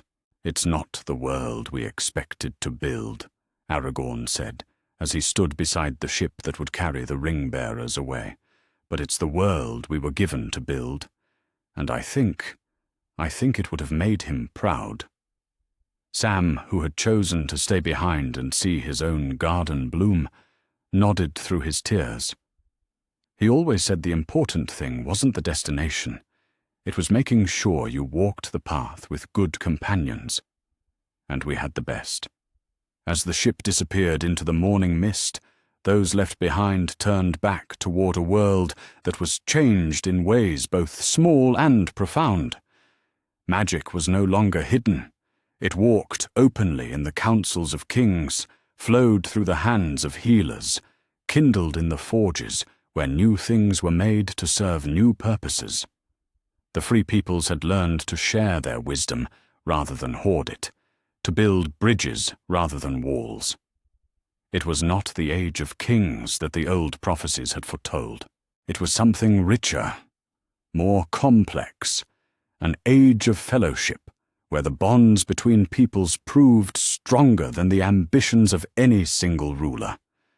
And somewhere in the growing light of dawn, in the whisper of wind through flowering meadows, in the laughter of children who would never know the shadow of the Dark Lord's reign, the echo of Gandalf's sacrifice lived on, not as sorrow, but as the foundation of everything beautiful that followed. The Grey Pilgrim was gone, but his greatest magic, the ability to kindle hope in the darkest places, had taken root in the hearts of all who remembered him. And in a world built on that foundation, there would always be light enough to drive away the shadows, no matter how deep they grew. The light of hope, once rekindled, would never be extinguished again.